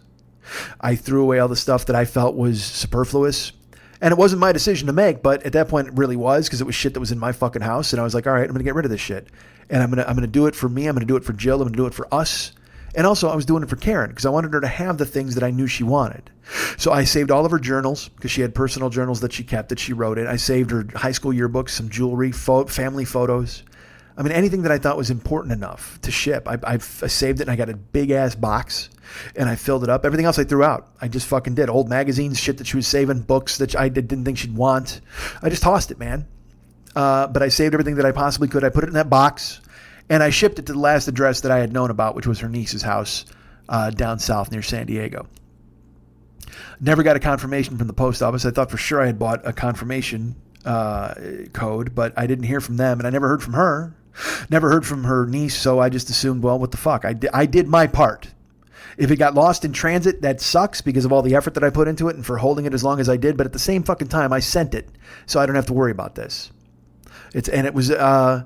And I felt grown up when I finished. I'll be honest with you, I felt proud of myself because I was like, this is a step you're making for your new relationship.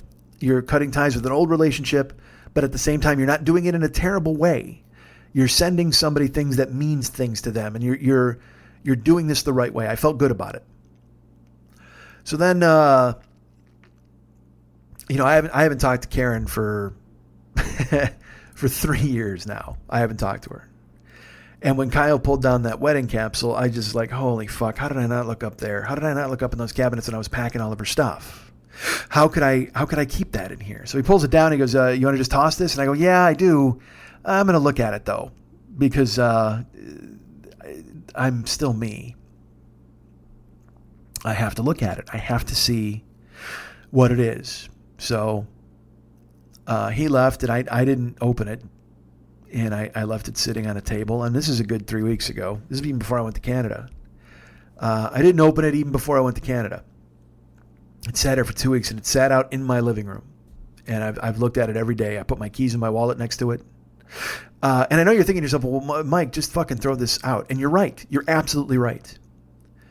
But like I said, I hadn't even opened it. I didn't know what was inside it. I had a general idea of what could possibly be inside it. So I finally opened it last week. And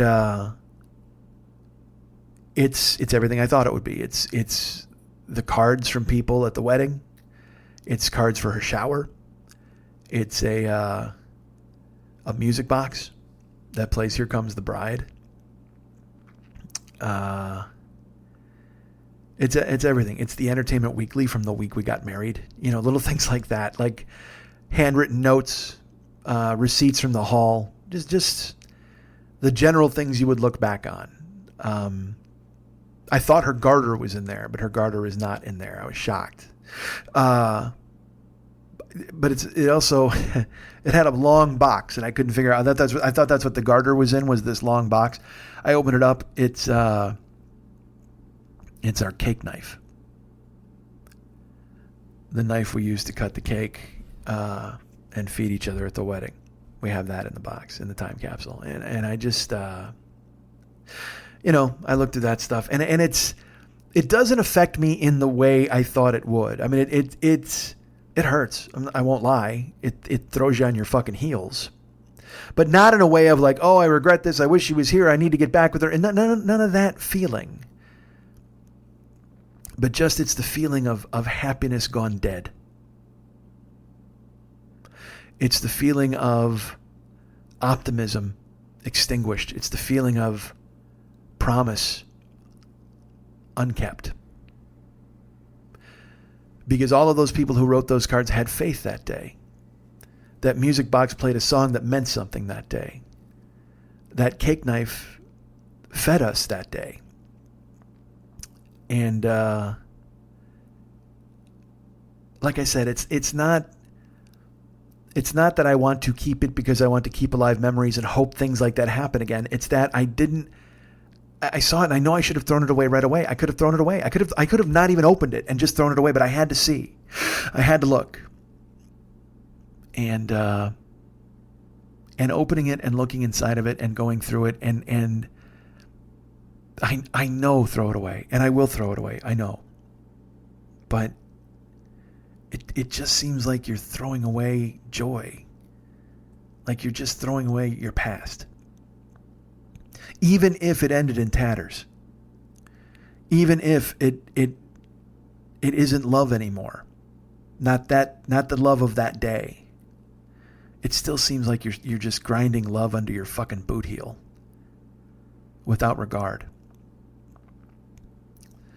So that's sitting on my console underneath the TV, and it's been here. And so then, as I've mentioned, I'm 90% along the way finished, and I started to look and I started to sort through boxes. You know, when I was getting those documents to shred and going through old boxes, I happened to find just this past week videotapes that belong to Karen, and these are important. One of them is a pageant that she participated in when she was younger. A couple of them are stand-up tapes because, Karen wanted to be a stand-up comedian. And so these are actual tapes from a comedy club, The Funny Firm in Chicago, of her performing. And then another one of the tapes is an audition tape that she sent out to try to get work. I don't know if it's a bunch of sets or one set. I have no idea. But I know they're hers. And I know they mean something to her.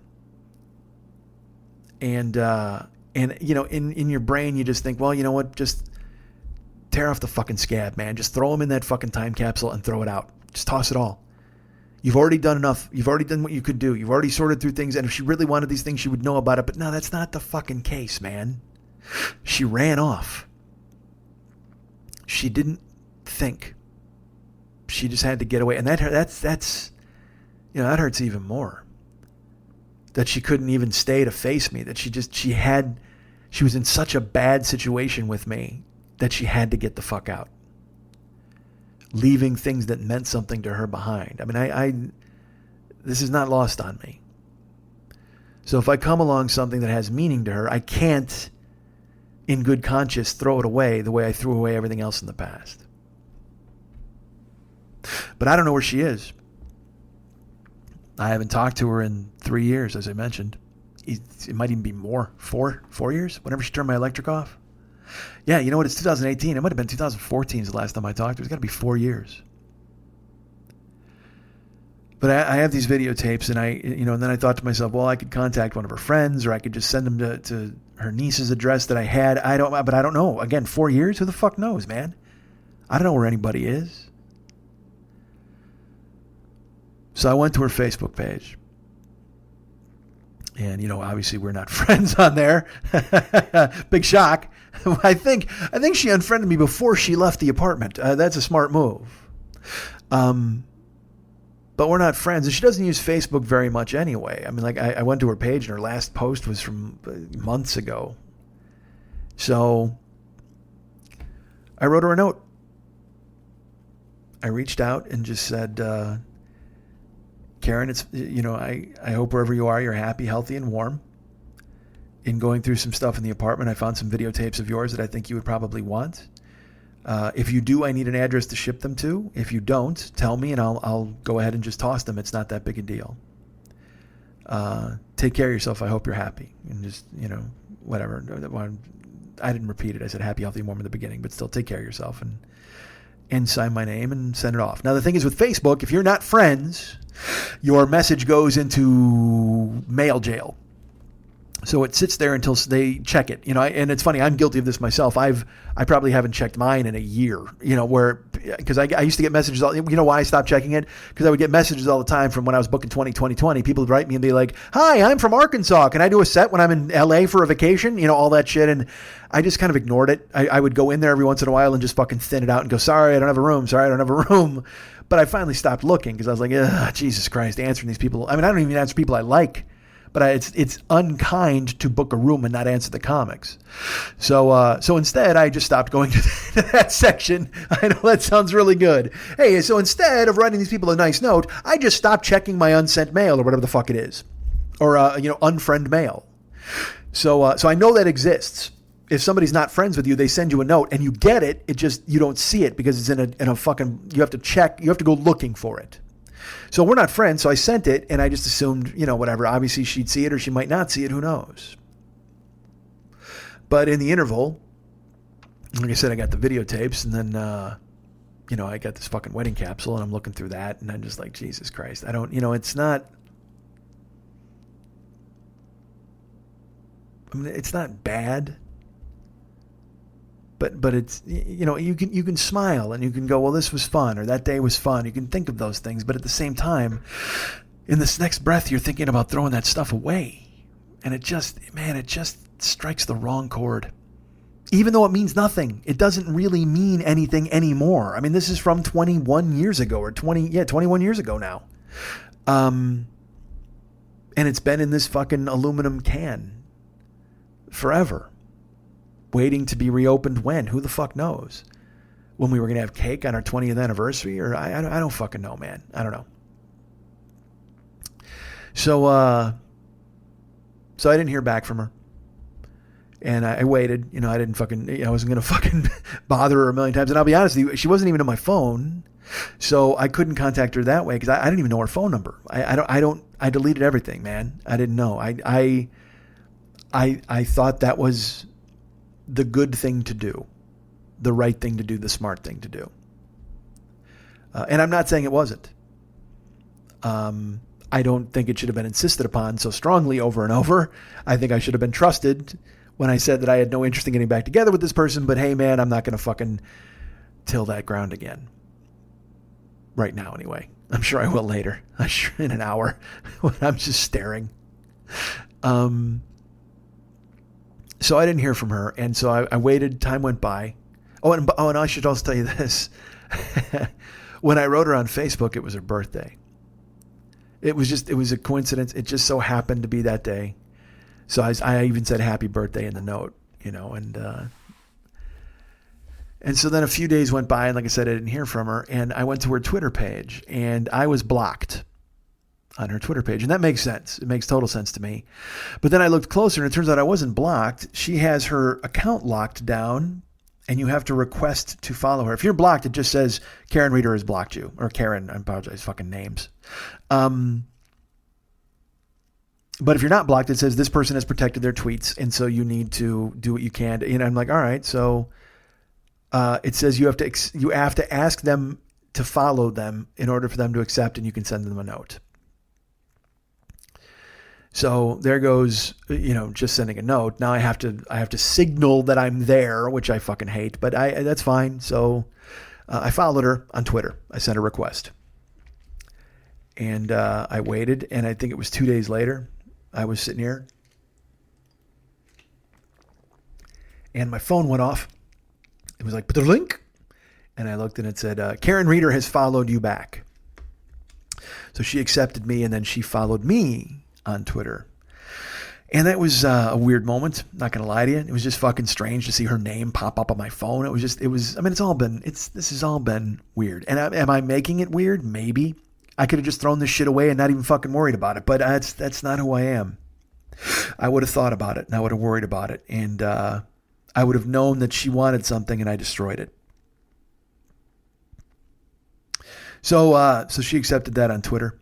And then on just this past Saturday, I was in my house, and my phone rang, and I didn't recognize the number, and I let it go to voicemail because I don't answer the fucking phone at all, because the IRS might go, "Hey, let's not send him a certified letter. Let's give him a shout and have a chat." I don't answer the phone, period, unless it's somebody I know. It's got to be somebody I know. So I let it go to voicemail, and then I went to the voicemail section on the phone, and I looked at the number, and in my brain I went, "Wait a minute, that looks familiar." And I was like, "Well, that can't be." It looks, and then I got a text from Twitter, and Karen had sent me a note on Twitter. And I was like, "Oh, okay, well, maybe I'll answer her note." But at the same time, I was like, this might be her voicemail. I have to check it. And I did. And it was. She had called me and left a message. And she was, very nice. And she said, "Thank you for your note. And I hope you're well. And I hope you're happy. And absolutely, I want those tapes. And so, just let me know what you want to do." And again, it was a very nice message. So then I went to Twitter, and I saw her note there. And basically it said the exact same thing. Except she also said, "I also have some photographs that you might want, photographs of your godson and all these other things. So if you want that sent your way, I'll go ahead and send those. That's fine." And I thought I was going to answer her on Twitter because, she sent me that note, and I was like, "All right, well, cool. I can just go ahead and answer this and skirt any responsibility and just go ahead and get this done, taken care of, get the address," because she sent me the address that I should send it to. And then I said to myself, you can't do that. You run away and hide from too many things, or you have in the past. You're not like that anymore. It's not who you are. You don't run away. You don't hide. She called you, man. Have the balls to call her back because you started all this. You fucking wrote her a note twice. You wrote her on Facebook. You wrote her on Twitter. Obviously, you wanted to get in touch with her. And it would be impolite to not speak to her, especially after she made the effort to call you. So I called her on Saturday.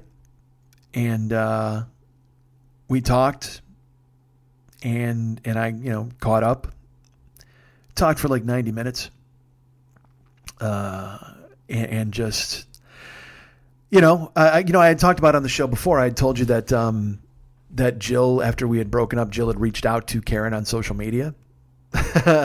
and I didn't know what the fuck that meant or why or what the fuck was going on. I have a better understanding now, but I've had a better understanding for a while now of why that happened.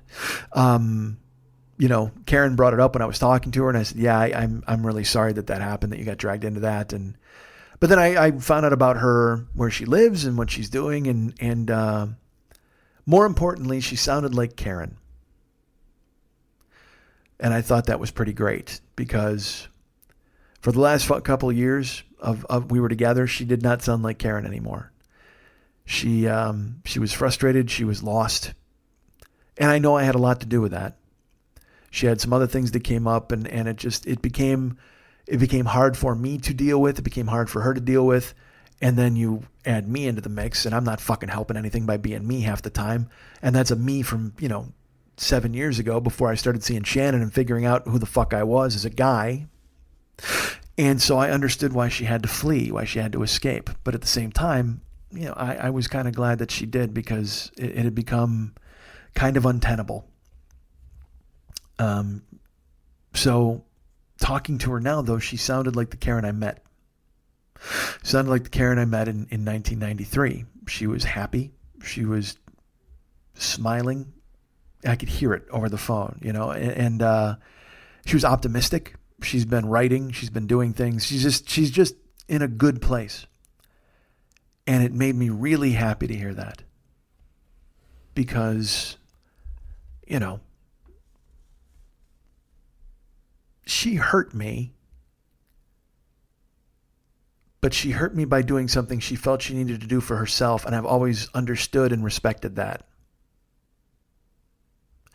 Because I was not a good partner and I was not a good husband. And anything she needed to do to go back and save herself and become the person that she used to be or the person that she wants to be going forward, I'm all for it. And that wasn't going to happen with me the way I was back then. I was not a good husband. I took things for granted and I was very selfish and I left her to her own devices and did not, whatever. I wasn't a good husband, a good partner. And, she wasn't either near the end. Now she will tell you that and she'll own it because she did on the phone with me.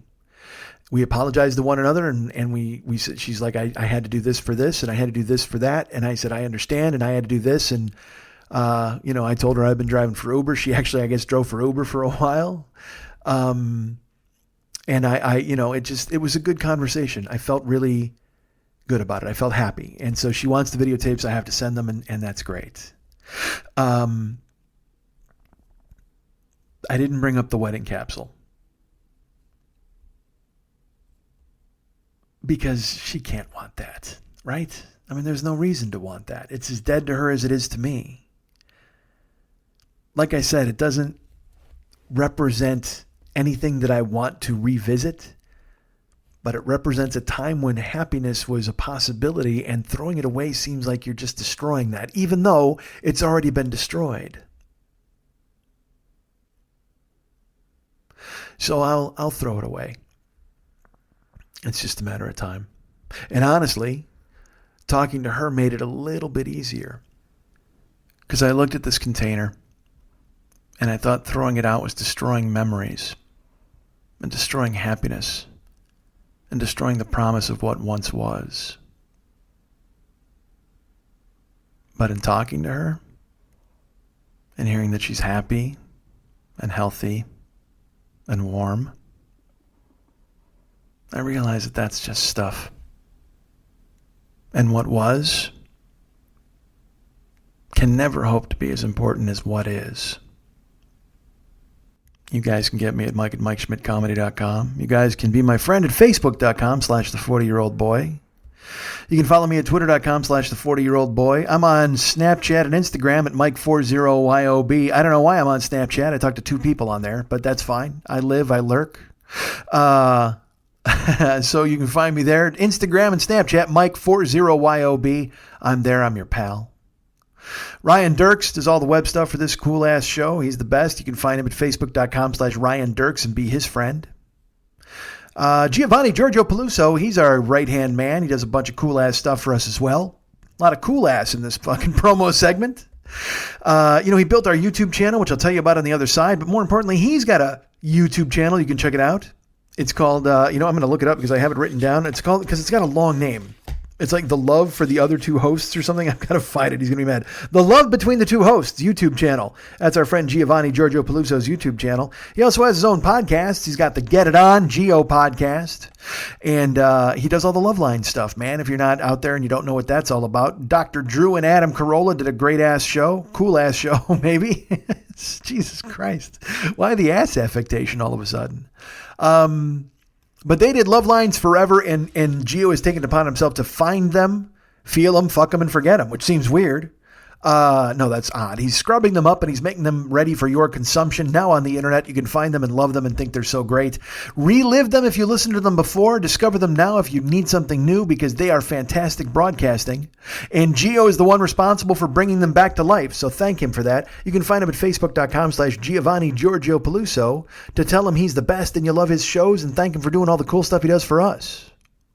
David Mex Hernandez is our right-hand man. He's our consigliere. I think I just called Gio the right-hand man. I got two right hands. That's how it works. It works out better when I jerk off that way. Get to hold the balls with one hand and jerk off with the other. Don't decide which one is which, guys. Don't fight over it. So, Jesus, everybody's quitting on me.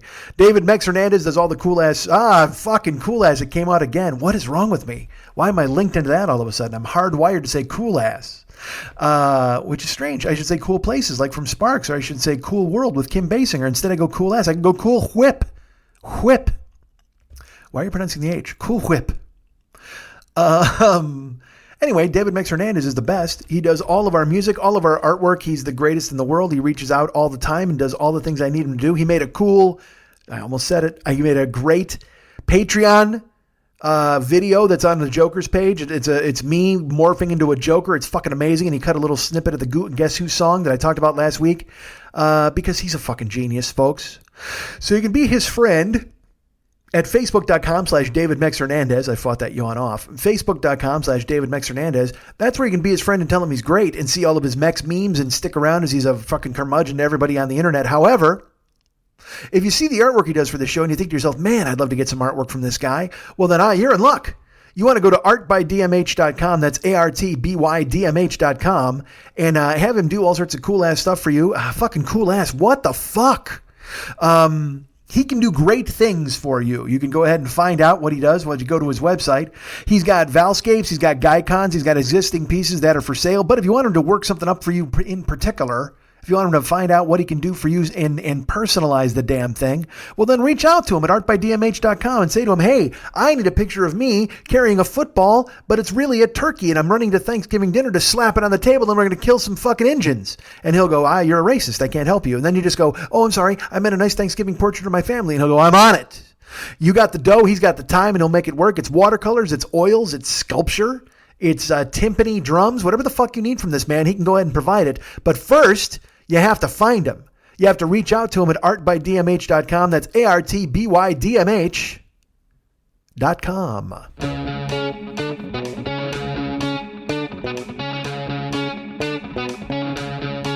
My mind is clearer now. At last, all too well, I can see where we all soon will be. If you strip away the myth from the man, you will see where we all soon will be. Schmidt, you started to believe the things they say of you. You really do believe this fame is overdue. And all the work you've done will soon get swept away. You've begun to matter more than the things you say.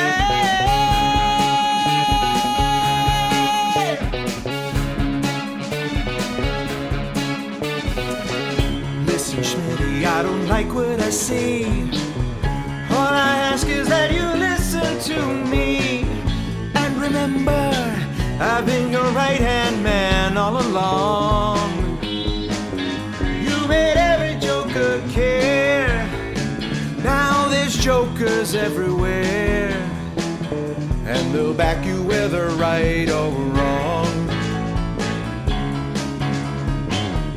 I remember back when it was you won. No talk of jokers, you did it for fun. And believe me, my admiration for you hasn't waned.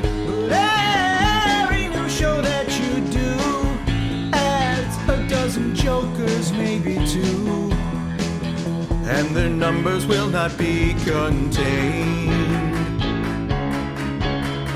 Bolingbrook, your famous son, should have stayed a greater known, like his mother carving meat, way more discreet.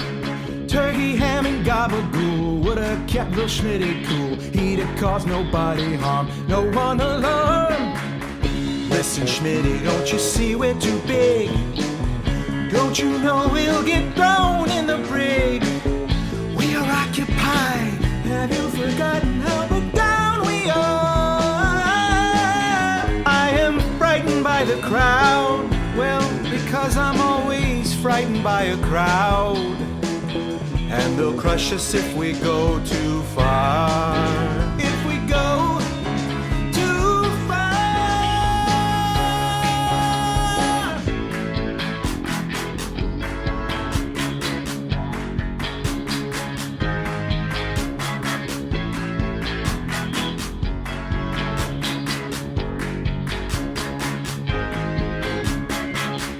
Listen, Schmitty, to this warning I say. Please remember that your crack party's gay. But it's sad to see our freedom weakening with every show that's made. I'm not holding any grudge. Who am I to even judge? Ain't even mad you canceled Shit Brigade. Yes, you pulled the plug on Shit Brigade. Shit Brigade. Message ready to the please from my heart. Please remember that you owe me for art. So come on, he won't listen to me now. He won't listen. Folks, we have sponsor. Not multiple, just the one. We've got one sponsor of this show. It's the Paranoid Strain podcast, Fearful Jesuit and his clan of ne'er-do-wells. No, they're do-wells. They're all do-wells, I guess I would put it that way. They are putting out shows with more frequency now because the new show just came out. It's the second part of the 9/11 show. I have not had a chance to listen to that yet because I've listened to the QAnon show twice, actually, because I enjoyed it. Also because I had another bone to pick with our friend Fearful Jesuit.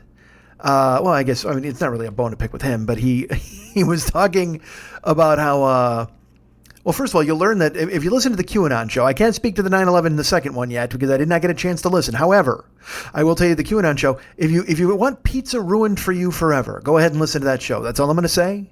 I mentioned last week a lot of things that were involved where they were talking about QAnon people and their nonsense. And then my favorite part is when they're like, these people are trying to figure out who QAnon is. We're way past that now. We've got all these nuggets of information. We've already figured it out, but they won't tell you who it is. And then he talked about, they think Tom Hanks, it'll ruin Tom Hanks for you, and Spielberg. They think there's a fucking sex camp in Arizona. I mean, it is just, there's a group called Veterans on Patrol who found like a rag hanging from a tree and a baby doll in the desert, and they think that pedophiles are out there banging kids. It's just, dude, QAnon's a threat. I mean, they're just ruining everything. Everything's going to hell. And the fact that they would think that Tom Hanks and Steven Spielberg are pedophiles or bad guys, and really go to those dudes? I mean, there's plenty of guys. If you'd told me James Franco was a pedophile, I'd be like, well, all right, I could maybe hear your argument, Q. But you start bringing Tom Hanks into it, that guy's the fucking king. I mean, he does no wrong ever to anyone. Furious. But please listen to all of these shows. You know, if you're going to go ahead and listen, if you haven't subscribed yet, go ahead and subscribe to Fearful Jesuits, The Paranoid Strain in the iTunes Store. Write a review in the iTunes Store telling them that we sent you so they know that we are encouraging people to go ahead and jump on board because, as I've mentioned, I am fascinated by people who do things that I can't do. And for him to sit down and put together this fucking audio mosaic and to edit it and to be so calm and reserved as he deals with these fucking idiots. Like, I can't even imagine. It angers me to hear it. You know, and he deals with it so well, and he believe me, he betrays a bit of his anger, but never in the delivery. I mean, it's just fascinating to listen to. I could not report on that stuff without getting furious and worked up, and he's just completely calm. You know, he's like Lecter. You know, his blood pressure, he never went over 75, even when he ate her tongue. That's who fucking Fearful Jesuit is, man. He'll eat the tongue of QAnon and won't even fucking panic. And then the 9/11 show just came out again. The first 9/11 show was a masterpiece. The second one, I'm excited to listen to it. I was able to download it, finally have it there, and I'll get a chance to listen to it over this weekend. But please, you listen to all of them. Go to download the Paranoid Strain, subscribe to it on iTunes, write him a note, tell him that we love him, you love him, and just so he knows that it's doing good and we're reaching people. And I can't stress it enough. As I've mentioned before earlier, there's all sorts of podcasts with people just shouting and yelling, and they're giggling and laughing at things that they shouldn't laugh at, inappropriate stuff, whatever the fuck, anything that they think they can cajole you into liking. You don't have to be cajoled to listen to Fearful Jesuit and like that show. You don't have to be cajoled to listen to the Paranoid Strain and enjoy the content, because it's really just fucking straight up hammering good stuff, and you'll love it. So go ahead and check it out. Write him a note, tell him we sent you. And write it in iTunes Store as well. And write me a note telling him that he sent me you to me. Whatever. Go listen to it. The Paranoid Strain in the iTunes store. Download it today. Subscribe and love it, because you will. It's fucking fantastic. I mentioned our friend Gio has the Love Between the Two Hosts YouTube channel. You can subscribe to that. You can subscribe to my YouTube channel, the 40-Year-Old Boy YouTube channel. And if you subscribe, get this, you'll be notified. Jesus Christ, motivated took the place of notified in my head. I'm scrambled. I already did a fucking hour and 40-minute live stream today, folks. You can't expect me to wring everything else out of my goddamn body. I just thought of it. I go, that's over 3 hours and 20 minutes of talking today, but I've done that before. I've done a 4-hour podcast. This whole thing's a bust. All right, so please check out our YouTube channel. You will get notified whenever I have a live stream scheduled, so you won't have to be guessing. It'll just tell you. It'll ping you, or it'll tell you, hey man, Mike Schmidt's got a stream coming up. As I fucking, god damn it, yawn. That's professional. I keep telling you about professional. I'm sure you can hear my slippers on the fucking plastic mat under the desk. What? This broadcast is for amateurs. What an amateur hour dick. But I will tell you this. I will be broadcasting again next week. There will be a live stream again next week. You ask when, folks? Well, I tell you this. Wednesday night. Let's make it a constant. Next Wednesday night at 6 o'clock p.m. Pacific time. 8 o'clock p.m. Chicago time, 9 o'clock p.m. New York time, 7 o'clock p.m. Denver time, which is Mountain time. And someone in the live stream today goes, hey, man, you never mentioned Atlantic time. I don't fucking know what Atlantic time is. I don't know where that is. I don't know what it's about. But if you're on Atlantic time, look it up. Just figure out what 6 o'clock Pacific time is and then carry the fucking 1. And you'll meet me next Wednesday. That's what's the date on that? I better make sure I'm in town for that thing. That's the 10th. Yeah, I'm in town. So that's Wednesday the 10th. Oh, wait a minute. Hold on. I have to take somebody to the airport that night. Hold on. Wait 1 second. Jesus, what a goon. Let me pull up the calendar here. Let me go to October. I'm doing this on the air. Again, live broadcast, folks. Okay, no, that's in the daytime. All right, I have to take somebody to the airport in the daytime. However, at 6 o'clock p.m. Pacific time, I'll be live streaming from the desk, from the green room. Or what did we call it earlier today? We came up with a new name for this. I don't know. Go watch the live stream and remind me. I forget what it was. But there will be a live stream next Wednesday night at 6 o'clock p.m. Pacific time. That's 10/10/18, October 10th. I'll be here lurking and talking and interacting with the people on the stream and having a good time. It'll be fantastic. And I promise it'll be at 6 o'clock next week. I won't postpone it. Even if I don't hear from you that you want to do it, I'll do it anyway. Even if I wind up talking to an empty room, that's just me. That's what I'll wind up doing. I'll talk to an empty room. But I get a feeling it won't be an empty room. Even if there's one of you there. I used to say that all the time. Hey, I'll play a phone booth if you promise to call. And then it turned out I don't like playing to one guy. Maybe not, but that's a lie. I will play to anybody. So please tune in for the live stream on the YouTube channel, the 40-Year-Old Boy YouTube channel. If you have not subscribed yet, please subscribe. As numbers go up, they take notice of up, and the advertisers go ahead and jump in. So that really helps out the show. So go ahead and subscribe, and you'll get notified whenever we are doing a live stream. And those are going to be coming out a little more frequently. I threaten you with that. That's coming. So also, folks, if you want to be a Patreon subscriber, why wouldn't you want to be? Patreon's the way to go, man. That's another way to support this show. You can jump on at patreon.com/the Mike40YOB, not the Mike40YOB, or just put in Mike Schmidt Patreon. It'll come up. And you can donate to the channel or donate to the page. And, there's all sorts of things coming up. We'll be doing personalized podcasts. Look, and right now, look, I haven't done a whole lot on the Patreon page right now. You can see the Toronto live stream if you didn't get to see it, which was me on stage live. That's available now. There's the Beige album is on there from our friend Mex, which, by the way, if you don't want to be a Patreon and you want to get the Beige album, please just donate $7 to the show and it comes free. You donate $7 to the show. I know that sounds like a weird bait and switch, but seriously, if you donate $7 to the show, you will get the Beige album sent to you and you will totally enjoy our friend David Mex Hernandez's tribute to the Beatles. It's fucking fantastic. But if you become a Patreon patron at certain levels, you'll get the Beige album. You can watch the Toronto live stream. All the stuff is over there for you now at patreon.com/Mike40YOB. And let's go ahead and thank 2 new patrons who've come aboard. Joel Fowler.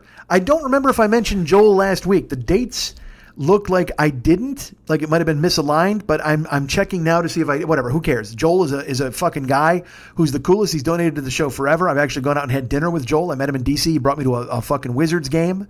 He's one of the best guys and a cool person, and I thank him so much for becoming a Patreon subscriber. Thank you, Joel Fowler. You're the best. And our good friend Jason Baldwin, who I actually last saw in Cincinnati. It was good to see Jason, and he's making me hungry because on his Facebook he cooks and he posts all of his cooking exploits, and I'm like, God damn it, Jason, why are you making me jealous? jealous.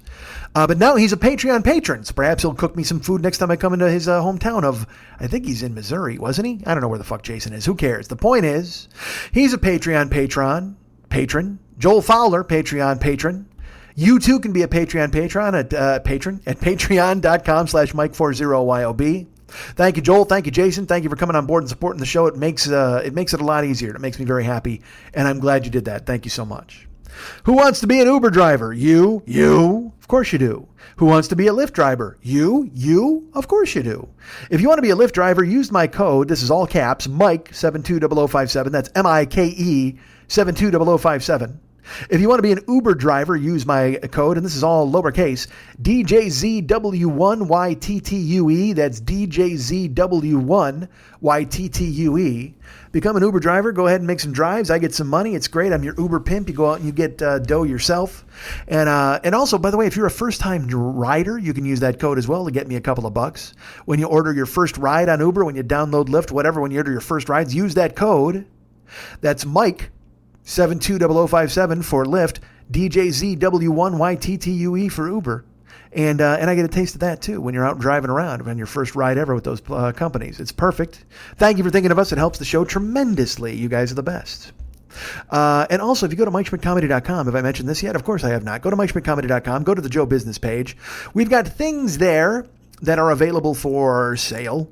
But also, we've got the Amazon link. The Amazon link is a big deal. If you click on the Amazon link, go through and do all your shopping. We get money, they get money, you get stuff. It works out perfectly. It's a symbiotic relationship. We all grab each other's wrists and form a triangle. It's so fantastic. We get money, they get money, you get stuff.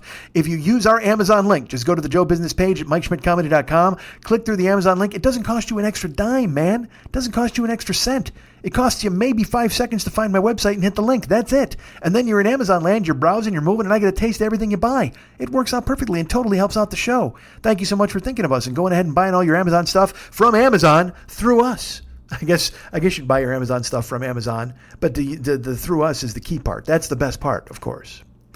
So please do that. Use the Amazon link. We'd be very happy, and we'll thank you profusely. Thank you. I'm also, I'm going to tell you this because I always forget. I'm on Cameo, man. It's an app that you can put on your phone.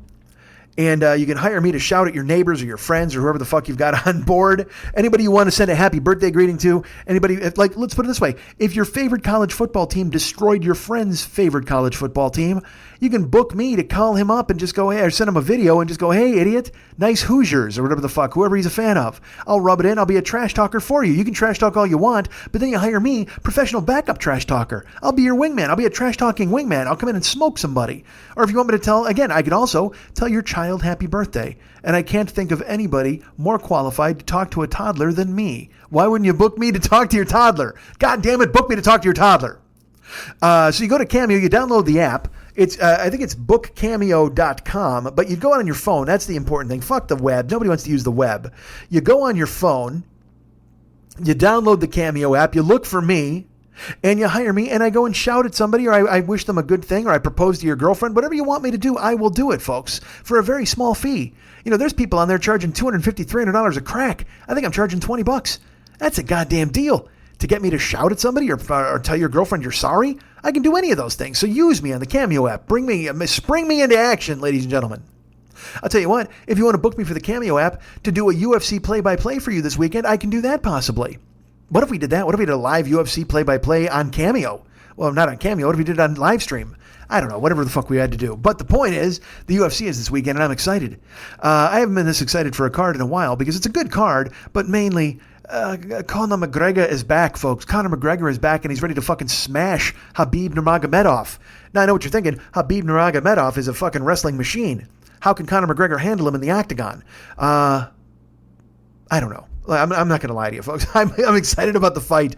I want Conor to win. I think there'll be nothing better than he fucking knocks this guy's fucking jaw out. But I can't see him handling the Russian. This is one of those stoic Chechnyans, one of those dudes who's like a loyal, like religious Muslim and loyal to his government, and he thinks that he's he trained fucking athletes over there. They make guys wear masks filled with poison and try to run a mountain range, and if they survive, they put them in the Olympics. I mean, that's how it fucking works in that fucking country. This dude fought a bear. That's not even like an exaggeration. Khabib Nurmagomedov, I hope I'm saying it right, he fought a fucking bear. Like, this bear stomped up to him and he fucking took him out. He wrestled him. Because then, this is when he was a kid. He was just there trying to toughen him up. Man, Russia's a bad place. You don't want to go there. No wonder they're all on the internet trying to fuck with our government. Because otherwise, you're in a gulag fighting a goddamn ocelot. Nobody wants that to happen. I don't want to go fighting anybody from there. Nobody wants to fight a fucking wombat. Those are always my go-to animals, I think. But that's okay. I mean, but I would fight them.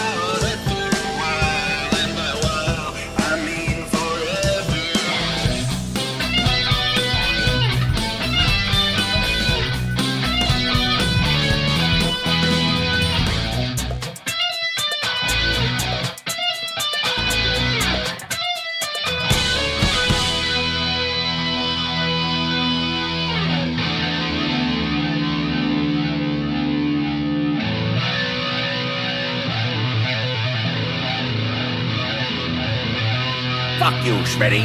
You don't come to a throne if you're not gonna suck a dick.